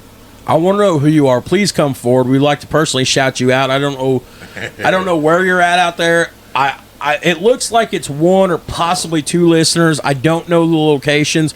Please come forward. We would like to personally thank you on air, because I have reason to believe if you've smashed the download on that many episodes on the catalog, then you've probably told other people. Right. And we just want to personally give you a shout out. And Not Your Basic Dad, once again, I tagged you a little bit earlier. I tried to get a hold of you on Twitter today. I don't know if your account has been deleted, banned, or whatever. Get with us. Kurt's all game. You want to make the drive down here to DuBois County to come record with us. We're looking forward to it. Or if you want a remote phone in, we'll get you live on the phone for a recording session and interview. We're down to do. Oh, yeah. So, but anyways, we have rambled on way too long about this stuff. But just Kurt and I are super excited. Got a lot of good stuff coming down the pipe. Got a lot of sports news the last week or two. Going to do a mini this week. Hopefully turn around a few days and do Hoffa. I'm excited about Hoffa. Me too. And then the next time you'll hear us after those two will be when we're with After2Beers. Yeah, Dutch and Gibbler. Gibbler. Her name's Kim. Kim, okay. So she goes by Gibbler. Kimmy Gibbler, Full House. Okay. Remember? Yes. So, and Chris is Dutch. All right. Dutch and Gibbler. All right, so for the homie Kurt Kelly. Yes. I'm the fat guy, Jared Atkins. Big Nasty, the Nasty Boys. Sweep Dreams, dyNASTY. And we will see you guys next week. Peace out.